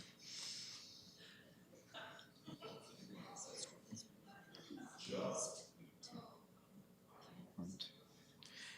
It reads that the necessary bylaws be established and formally adopt these estimates and be given 3 readings at the December 20th, 2016 meeting of council.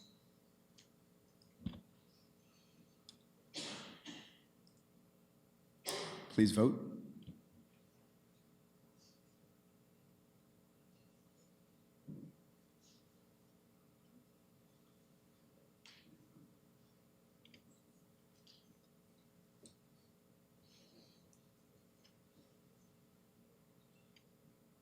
Did somebody forget to sign out before they left?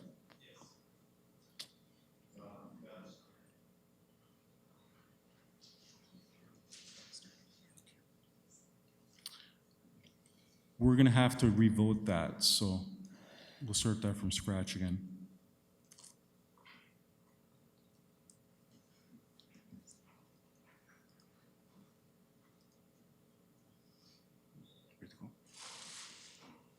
Okay, please cast your vote.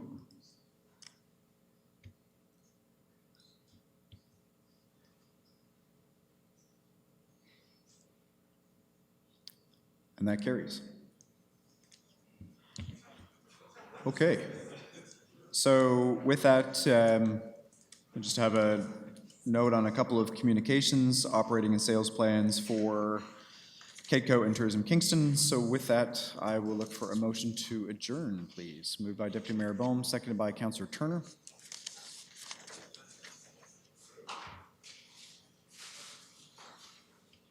Please vote.